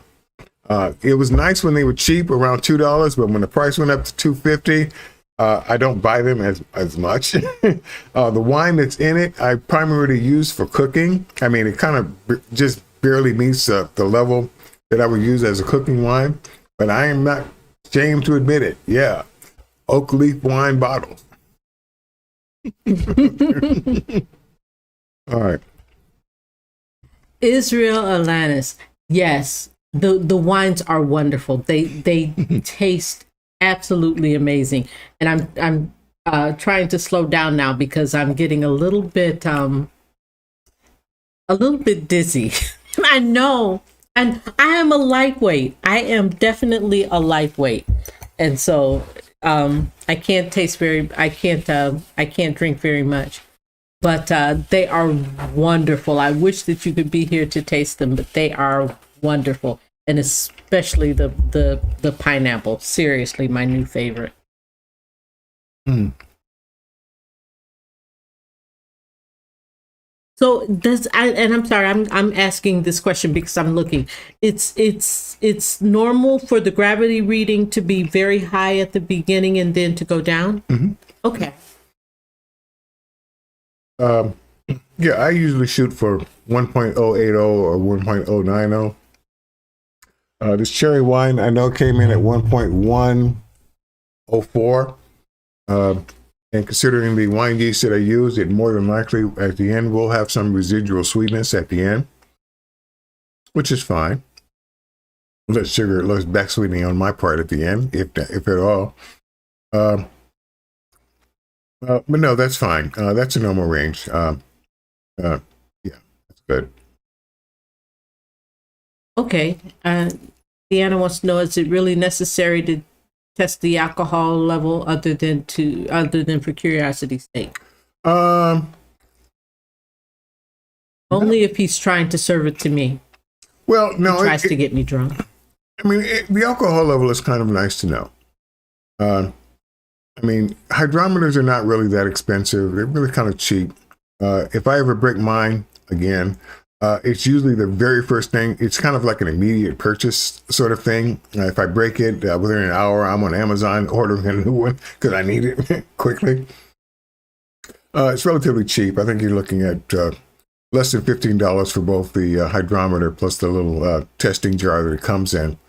I really need to have one as a spare, but no, it's just nice to know.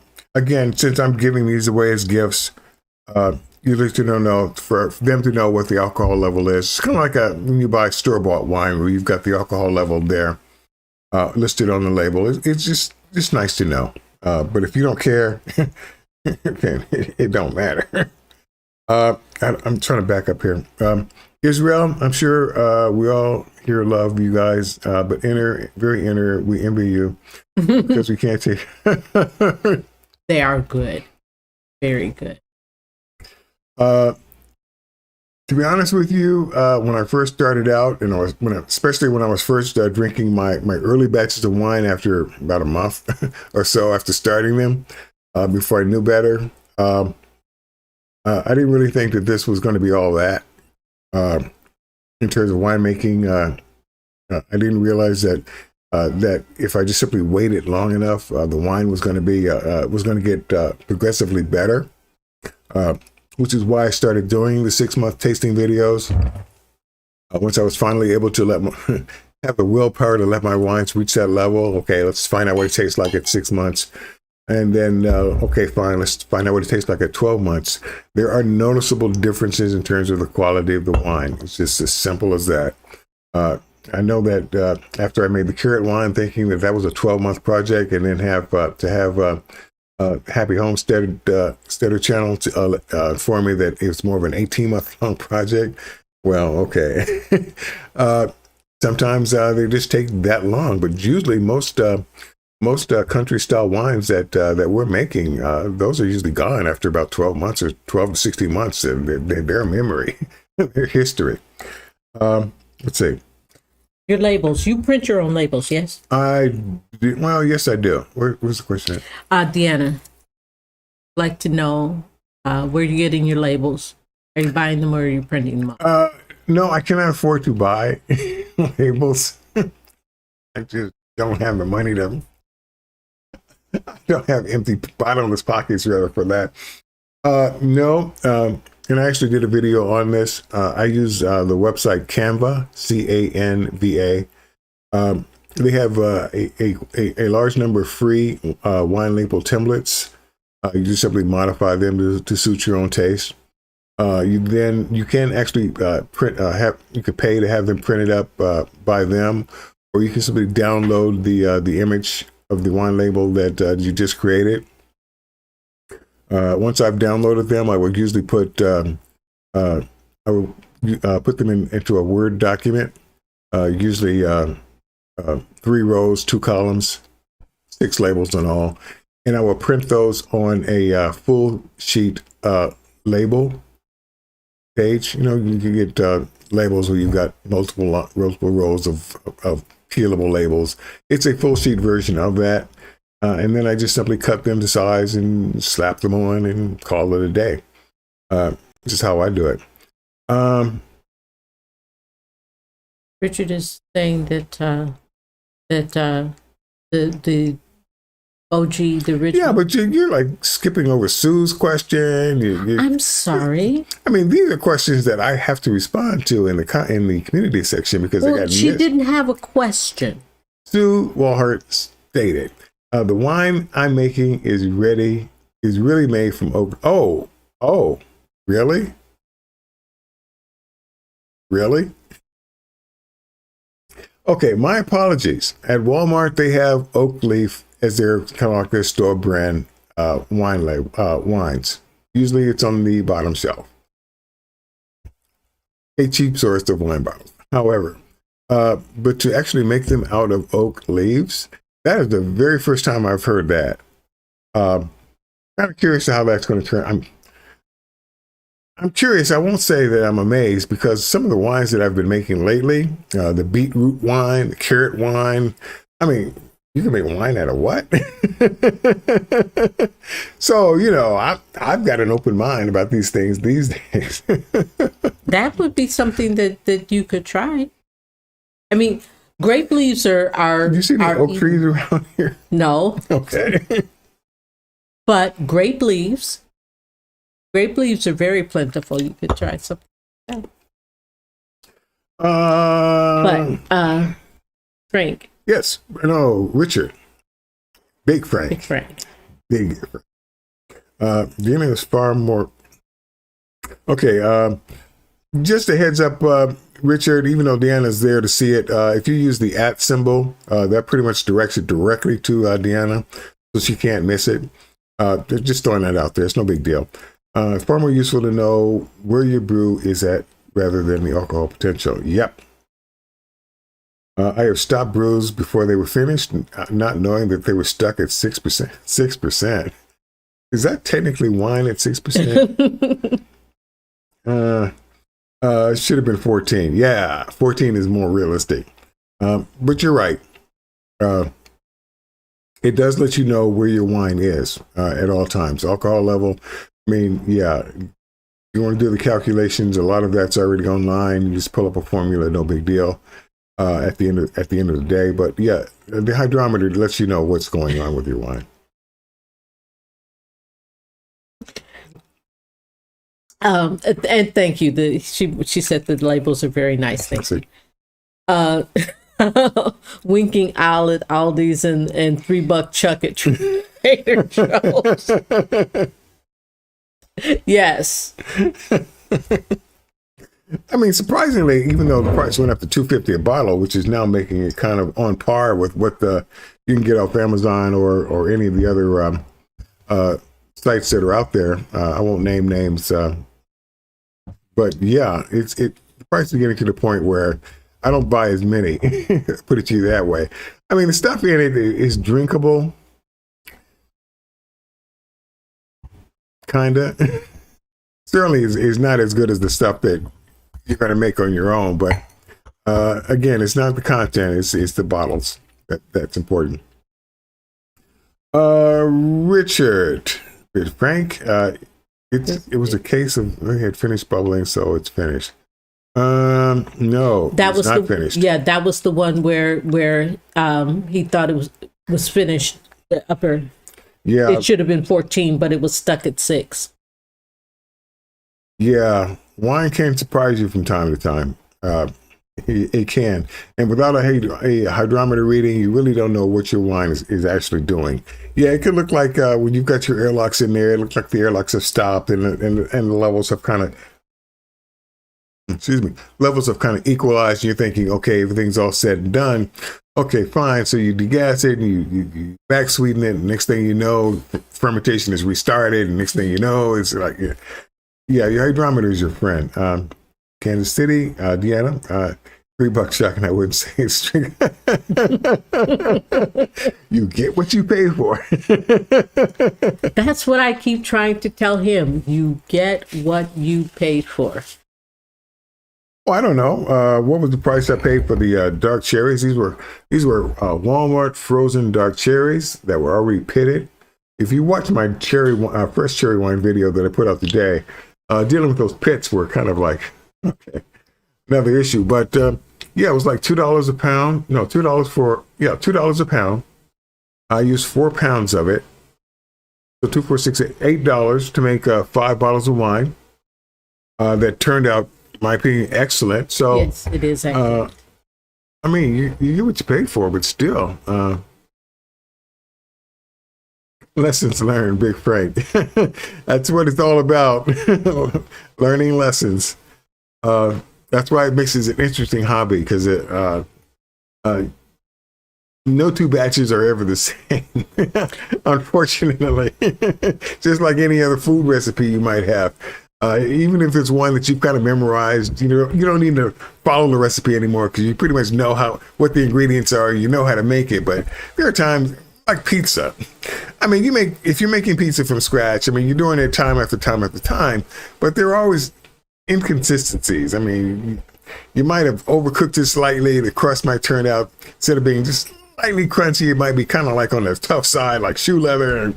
And sometimes, okay, you try to overcompensate that. You turn the heat down, and next thing you know, your pizza crust is all limp and kind of damp. And lessons learned. I mean, sometimes you get it right, sometimes you don't.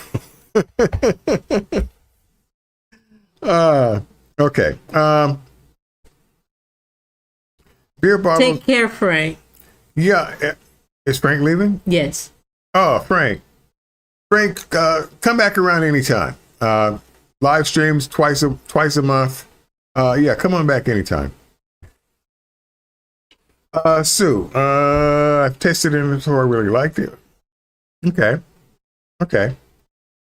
As for Everett, I found beer bottles with a swing top lid for my Mead storage. They work fine. Yeah, they do work fine. I've got half a dozen of myself that I currently use from time to time. They work fine, especially if you're dealing with issues with CO2 buildup, and you don't have to worry about corks popping or bottles breaking, because they're designed to handle the pressure. John Dice, I haven't seen it, or John Doe, I'm sorry. It's a little Oh, far that was away. Michigan. John Doe made recently strawberry with ginger. Ooh, that sounds good. Strawberry with ginger tea bags came out excellent. Have you done a ginger wine? I know you've done a ginger beer. I have not done a ginger wine. I'm considering it. It's just kind of far down on the content calendar in terms of things that I want to do. It's kind of far down there. I mean, there's almost no end to the amount of ideas that can pop up in terms of making wines of all sorts and all varieties. I thought I was going to like run out of ideas a couple of months ago, quite honestly. But once I started putting everything into a content calendar and began realizing that there are ideas there are ideas all over the place. Case in point, and I did point this out earlier in case anybody missed it, in terms of the fan favorites listings that we had. There were like some 25 total ideas that people came up with ideas for fan favorites. The top 5 ended up being what you see here: the apple, the dandelion, the pineapple beer, the maple syrup mead, and fresh fruit. Even though see if I can switch screens here. Even though the ultimate winner was the apple pie mead at 29%, I'll probably end up making all of these at some point. Get back to the screen here. So yeah. This is what you guys were interested in seeing being made. So all of these will, at some point, when I get the time, will get added to the content calendar. So yeah, they'll get made. It's just that the apple pie mead will get made first. And that will be around the first of June. 1st of July. First of July. 1st of June. Yeah, this was a month I was supposed to be on vacation. All right. That's my fault. That is my fault. I called him a slacker. Yes, He you felt did. Guilty. Yes, I did. And now he's gone off vacation. What I should have done was But just for simply those brushed of it us, off, and for went about those my of us business. who work every day, you're a slacker. Well, I mean, Social Security will still be around by the time you retire, so you're okay. I decided just not to take no chances. He retired early, so. Put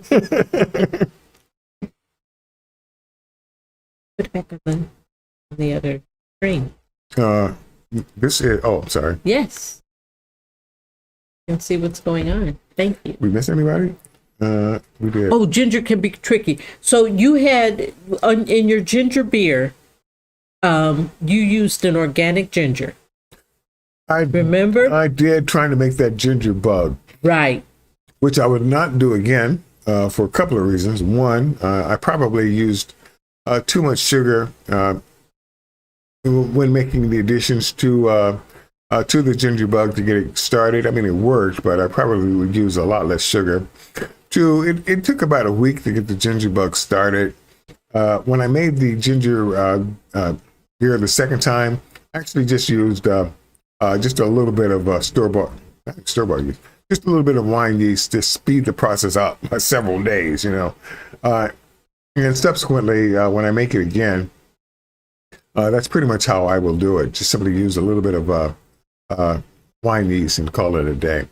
The next time I try and do something where I'm trying to start or do a wine using natural yeast, it's on the content calendar, but I haven't pinned a date for that, where I'm actually trying to do wine without using any sort of store-bought yeast at all. Just whatever yeast is on the fruit. Yes. I was going to ask about that. And then giving that a shot. But I think when I do it, I want to use probably organic grapes, because that will probably have yeast and hopefully other bacteria that has not been killed off by the irradiation that is used on most fruit to preserve shelf life.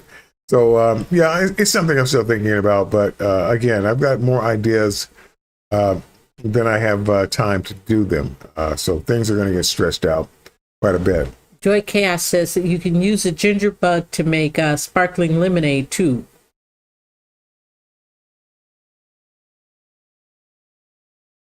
Sparkling lemonade. That would be a good experiment, and not necessarily for the channel, but something that you could try that I could taste at home. So in other words, you're saying make it for you. Yes. All right. Let's see. Ginger beer is fun. It's fun and it's quick. I mean, if you're making it with store-bought yeast, wine yeast, or whatever, then yeah, it's quick. I mean, a couple of days and you're done. I mean, you know, I was kind of surprised when I made it the first time using the ginger bug. I mean, all the carbonation was there. I mean, kind of surprised me. The flavor was there. I now make it stronger when I do make it, because that's how I like my ginger ale, let alone ginger beer. But yeah, it's quick. You don't have to wait months and months and months for it to be done. It's done in about a week. So cool. So yeast on the fruit makes wine this very low alcohol content. Yeah, I mean, those are the chances you take when you're using natural yeast, whether it's on the fruit or if it's just floating in the air. You don't know what you're getting, so you're taking your chances. If it ferments at all, I'm going to consider that a win. And I mean, it's not something that I would, even though this is a natural winemaking channel. If you look at, usually it's the second scene where you've got the title screen on my videos. And if you look down towards the bottom right, you'll see a natural winemaking where possible. That's what I mean by that. It means that I'm using store-bought or store-bought yeast or wine yeast, because there are certain limits that I have. And waiting around for trying to get a yeast starter or I don't have time for that. Things have to move on a production line basis, and I just don't have time to wait around for yeast to float down into my wine mixture like they've done for thousands of years. I just don't have time for that. So I keep. There's a question. Have you tried to make wine from the flower of black elder? So your elderflower wine, was that black elder? And I didn't know that there were several varieties of elder. No, I have no clue that there were different varieties. Basically, these, as I recall, these were basically frozen store-bought Walmart blackberries that I used. Black elder. Oh, the elderflowers. Yes, the elderflowers. She's asking if the hamster down missing, at the bottom. No, we're missing all of these. We have to go back. I'm okay. Flower of black elder. No, I have not. Actually, the whole concept of making wine out of flowers is still, I won't say it's still new, because I've actually now done it twice. I started with the first flower wine that I did was the elderflower, and then I made a hibiscus wine. I would say made. These are all still in the process. They're being made. Then we did the elderflower mead. That's about the extent of my dealings with using flowers. I still want to do a dandelion wine. And I was looking at those dandelions that were growing. When we walked over to Lowe's, I was looking at the dandelions that they had over there, and I was thinking to myself, should I take the time to start picking these things? I mean, it might look kind of odd, then I decided, no, I would need like a lot of them, and that would look really strange. So I've already looked at getting dried elderflowers online. Dried dandelions. Dried dandelions online, my bad. So it's something that will happen, just so I can say that I made a dandelion wine, because a lot of people kind of rave about it. But I'll to be continued. To those that we kind of missed up here earlier. No, we haven't. We really haven't missed any. We missed Deanna's apple pie mead, spiced apple cider, anything with any type of pumpkin spice. Yeah. I'm looking, when I started looking at the apple pie meads, the recipes that I've been seeing have kind of been like all over the map. I did see. I was looking at Man-Made Mead. He did one, and he pulled out a can of, I believe that was pumpkin. Can of pumpkin. Yeah, the actual pumpkin itself, and that kind of threw me off. I think what I'm now doing is that I'm looking at looking at actual apple pie recipes. I've got a couple of pumpkins at home that are not being used. And then making the recipe based on that concept, as opposed to some of the recipes that I've been seeing. Some of them have been entailed boiling the honey itself to make I believe it's a boucher. Correct me if I'm wrong.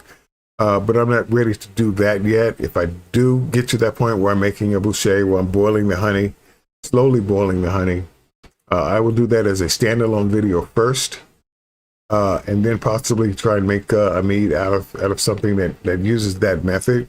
But I'm not ready to do all that yet. Seems kind of, I won't say complicated, but it seems like some additional steps that I'm really not ready to put into this channel to make a given wine or a mead. So again, there's some research involved. That's why the apple pie mead is kind of pushed off until July. Ginger beer is fun. Joy Chaos. Can you use a ginger bug to make sparkling? Yeah, we answered that question. That might happen on this channel now that we know that it's a possibility.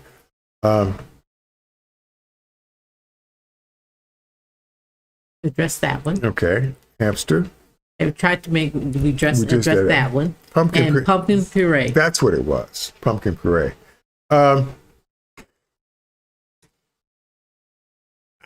The concept just hasn't settled in yet. Okay. I'm just not ready for that yet. We'll get him there. So again, more research is involved. There's surprisingly not a whole lot of recipes for pumpkin pie mead that I've run across out there. Again, I'm not going to duplicate somebody else's recipe. I'm going to try and take the simplest road approach to making it. But we'll see how that goes. We will finish this. Damn right we're going to finish those. I keep looking at them thinking, damn, I'm hungry. My feelings, we make wine. We bury in the ground. Wow.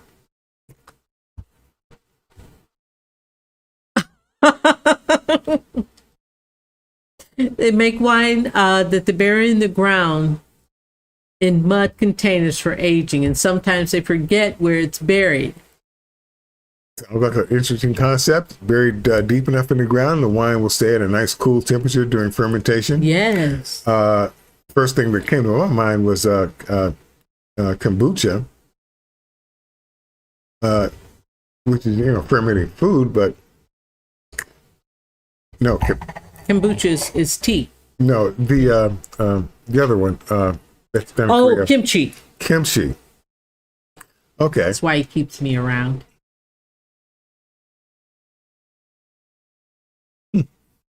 Yeah, it's great. I mean, even though you're not racking the wine during that process, I mean, all of that stuff eventually will settle out. I mean, it's not like any off flavors that you're going to get from the dead yeast, either way.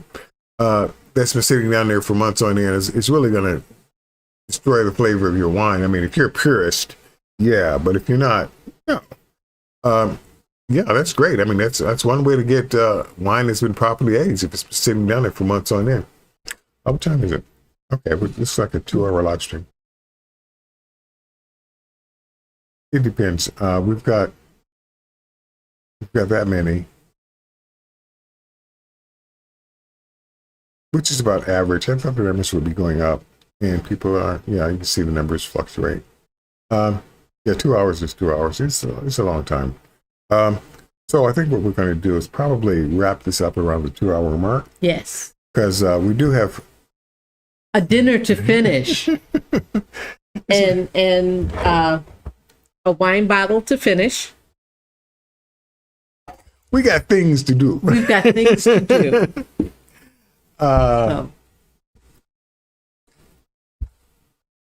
Let's see, John Doe. They sell all kinds of herbal tea nowadays. Pretty much anything you want. Dandelionish. Well, yeah, but I don't want to make it from a tea. I want to actually use actual dandelions. Yeah. Even though the tea would probably be easier, but no, I want to make it as natural as possible first, and then branch out from there. Yeah, and besides, as far as making fermented beverages out of the tea, the kombucha was probably it. In fact, my scobies are still alive and kicking. Yeah. I need to put more sugar and tea in there to make sure they keep going, because I want to try that again off camera. Not really. Does not support. Okay, so no closed captions at this resolution. No, that's at 4K and 14p, so I'm at 1080, so I'm good. All right. Let me see. Was there anything else? We talked about all of that. Celebrations, the new merchandise store, the pairings, the pineapple wine, which was excellent. My new favorite.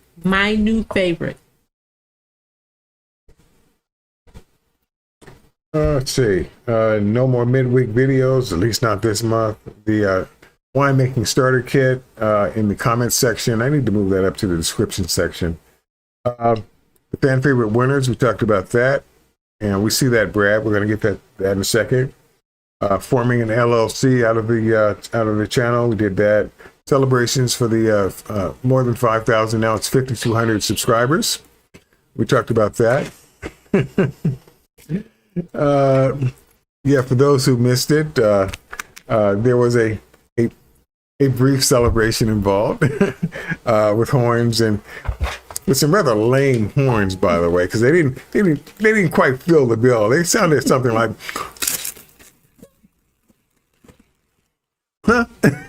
So anyway, we did that kind of celebration for the 5,000 subscriber plus. Thank you very much, by the way. And the 100 video plus. Never knew that I would be sitting here doing 100 plus videos on YouTube. You guys are wonderful. Thank you so much. Let alone starting an LLC out of this channel, because quite frankly, when you're retired, you're not supposed to be doing any of this stuff at all. Watching TV and, watching the grass grow. That's about it. But nonetheless, the channel is growing. It continues to grow at roughly 600 subscribers, new subscribers a month. I'm still pushing towards the 10,000 subscriber goal. But now that I have a way to sell merchandise without the need of hitting the 10,000 subscriber goal, that will become probably a reality next month. I'm still in the testing out phase at this point, and coming up with logos and wording and all of that, which is more work. Business bank accounts are all been process being set up. So we talked about quite a bit during this live stream. We had our usual fun after, with the members and you people joining in, which is always great. Dandelion Mead will probably follow the Dandelion Wine, because quite honestly, not having Dandelion of anything other than pulling it up out of my ponds when I've had houses was the extent of my Dandelion experience, let alone making wine, let alone learning you can make salad out of, step at a time. So it'll get there. Dandelion Mead is like way down in the future. Everett, have you done or do you know about mint flavored wine? No, it did come up during the fan favorite polls. It sounded interesting at the time, but considering the top 5 fan favorites will probably come well before I start getting into any of that. It would be great if I could do something like that while it's still hot during summer. But again, that's something that will be put off. But it is something that probably will occur. I meant to ask you about that on Facebook or other social media. Have you thought about Instagram or? I have, and I've kind of sort of looked at it, and I am on Facebook, but my presence on Facebook is really nothing more at this point in time. I have a separate Facebook feed where I post the links for all of my videos in the DIY fermentation page, which will basically take them directly to the YouTube videos. I really haven't planned on doing anything much more with it than that. With the start of the new Teespring account to sell merchandise now, I probably will start looking into Instagram and to a lesser degree. because I understand that's a much more of a viable platform for promoting that sort of thing. Once I hit the 10,000 subscriber mark, then yeah, I'll move that over to YouTube. But yeah, it has been considered. It will be looked into a bit more. But the channel is basically a full-time job. Okay, it's more than a full-time job. It's just like we can help. We can do this. We can do this. We can get him on other platforms. It will more than likely occur. But I'm just simply saying. It was not my intent to retire just to work myself to death. Starting a business, okay? Let's see. All right. But good one, Deanna. That was a nice question. Thank you for that. 2:00 here. Hamster, where are you? Hamster, he's in the UK. Get some rest. Yeah. Get some rest.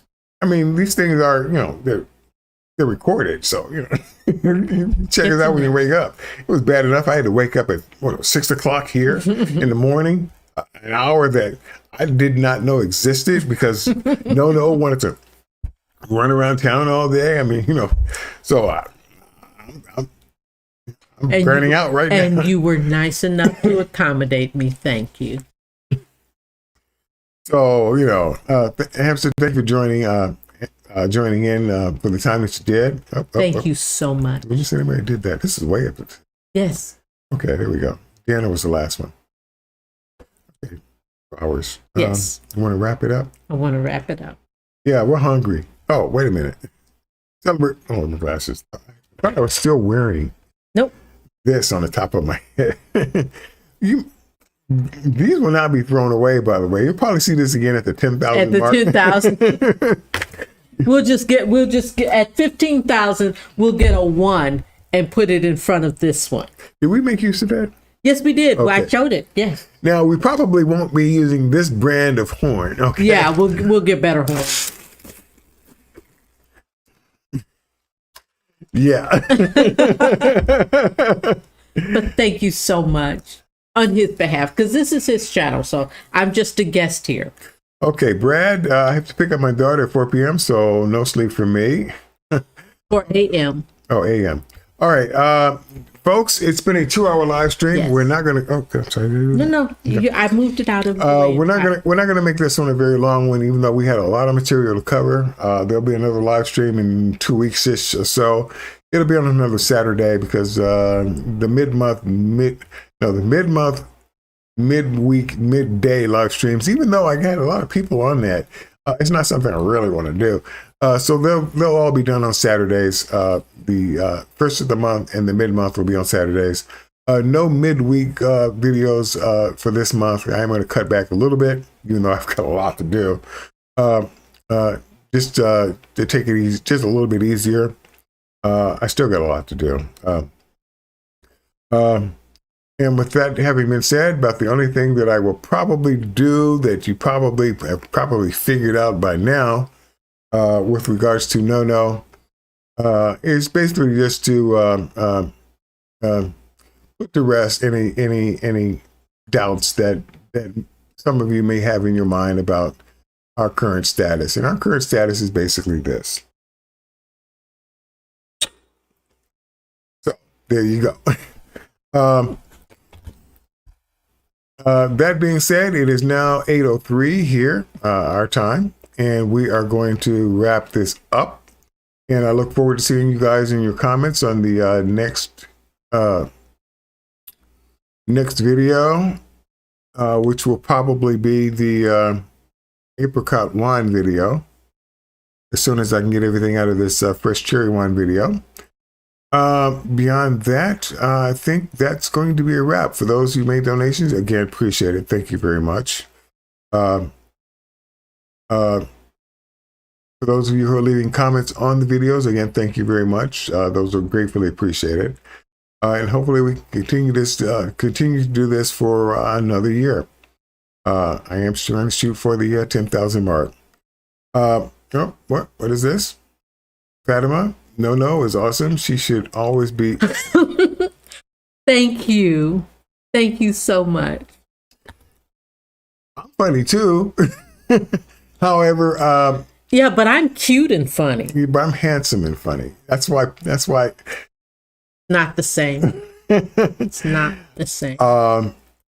Anyway, as her schedule permits, as her time permits, she'll be here.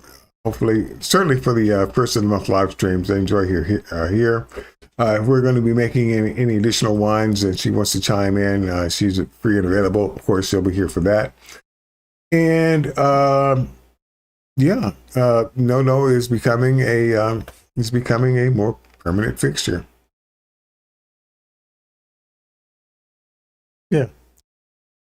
Yeah. Okay. And with that, folks, we're gonna yell good night. And we've got food to finish, we've got wine to finish, and now that we've decided who's drinking what, I've got a bottle of wine to finish.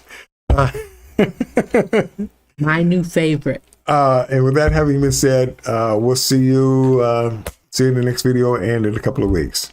Bye.